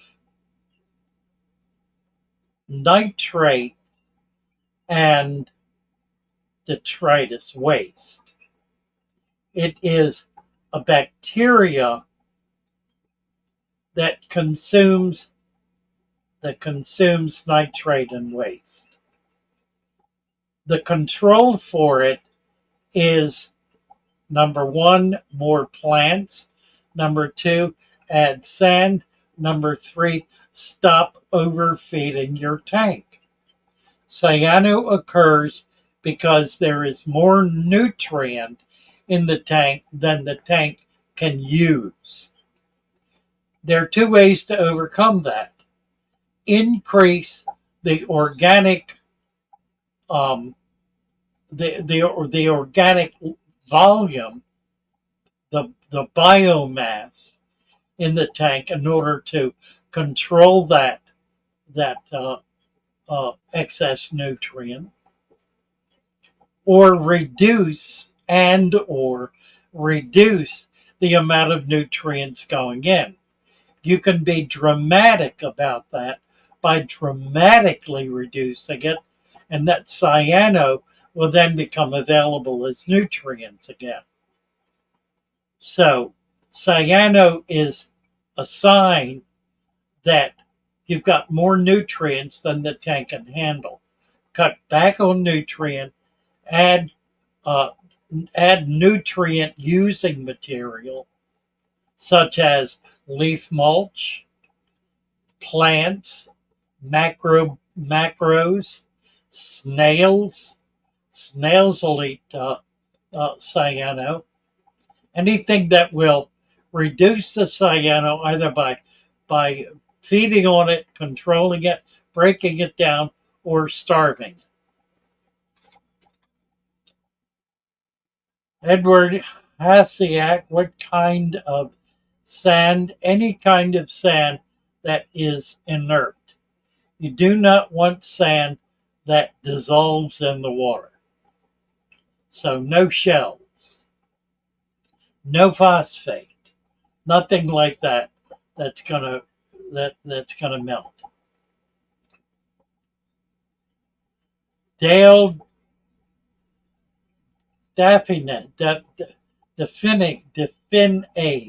Should be Definius, but it's not. Dolphin. Dolphin. Dolphine. Sounds French. Dolphines. Love what you do. Been converting tanks, loving it. Love your name, Dolphin. The Dolphin. The Dauphine is Dauphine. Jay Hines. What size tank for Ultim Angels? Minimum. Minimum Ultim's 55 minimum. 75 to 100. They get big. You start them out in the 55. You're going to need to go to something. They get like that. They get a foot or more tall. They become a very large fish. So you're going to need a really big tank. If you're going to do, again, you can start small. I would start with a 55. Unless they're babies, and start with a 29 and then work your way up. They need depth and they need volume.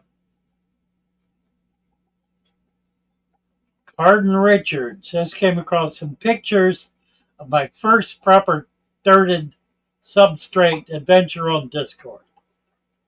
Bravo. We'll get over there and check them out. Victor, favorite aquarium plant? That's a good question. Sword plants. I like sword plants. I like all the swords. There are a lot of them, and they're nice color, nice shape variation, You get a lot of variety with swords. The other one I really like are the bulb plants. The all of the bulb plants are just really kind of magnificent. So yeah, right. Earthworms die when it rains too much. When it rains, earthworms come up out of the ground because they have to breathe air. Chris Cav, do you have a wrench? No, you don't. But you're gonna. May not show up till the time you get back. Do I need to break down my established tank with aquasol to add sand work and just add sand? No, you don't. Just add sand. And you can pour the sand. If it's clean sand, you can pour it right into the tank. Fish, plants, and all. Everything. Just pour it in. Do it a quarter to a half an inch at a time. 3 days later, do a little more. That way, if you got plants in it, they're not going to get smothered. The crown of rooted plants needs to be at or near the surface. By doing a half inch at a time, it will push that crown up high enough to get back to the surface.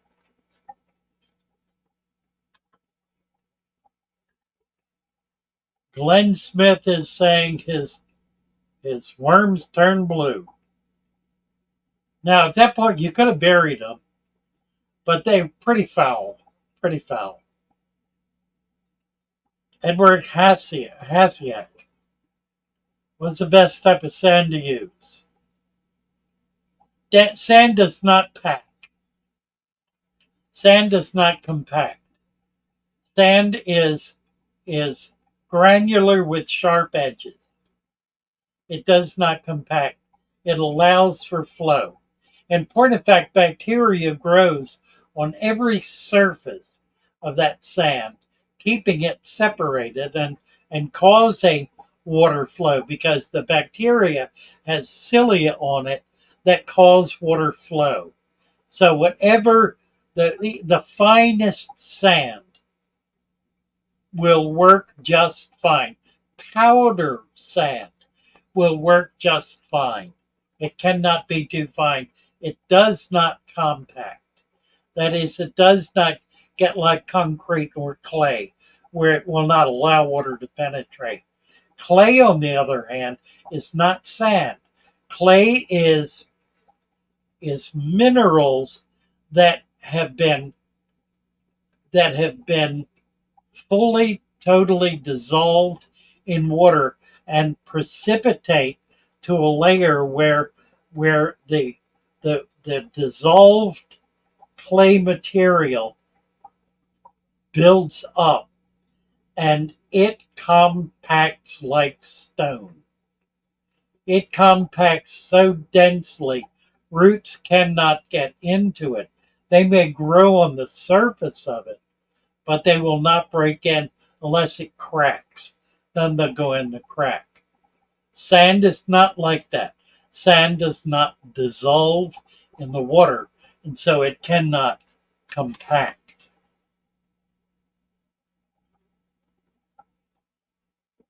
Oh, Denroy put dry mango leaves. Oh, Kenny put dry mango leaves. So far as I know, I'm not aware of any but some of the most uncommon leaves that are toxic. Fruit leaves, fruit tree leaves they break down easily and quickly. They're very effective. They work really well. Just don't overdo it.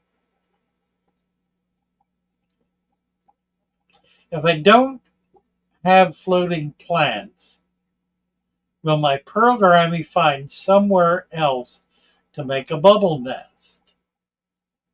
Well, it'll make it right on the surface. It likes to make it in plants because it's sturdier. So it's a good idea to have some kind of plant at the surface. If you can get it, a wonderful plant is Riccia, Riccii, or Ricky. It's a fern type plant that grows in webs at the surface, doesn't have roots, but it'll mat and get fairly thick as a mat once it becomes really well established. It's a very pretty plant. I've never seen it completely cover a tank. And it's a plant that bubble nest builders absolutely love. Try to get it. I've not been able to get it or get it going. I'm trying to raise it, and so far I've not found an environment I can raise it in yet. We are over the witching hour, my friends. Been doing this for 2 hours solid. Been through one crisis after another. Managed to get my brain back after losing it for a while. I'm going to go out and get a hamburger on account of I need food. Trying to combat some red beard algae. Blackbeard algae. My advice is always the same. Learn to enjoy it. It is a perverse plant. It will go away if you decide you like it. I think it's probably demonic on some or other weird level. It uses up excess nitrates, and when they are balanced, it will no longer be able to subsist, which means that it's weaker in its ability to take in nitrates than virtually any other plant. Oh, it could be Cyano. If it's red, it could be Cyano.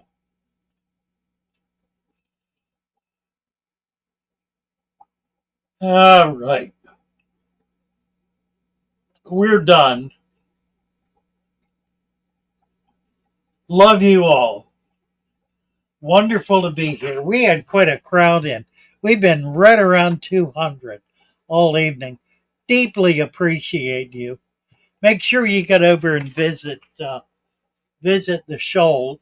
If you've not gone there yet, somebody post the link. It is magnificent. You will love it. It's a way to make friends and show off what you're doing and learn how to fix things that are busted. A lot of nerds over there. A lot of really good fish nerds. Join us. Love you all.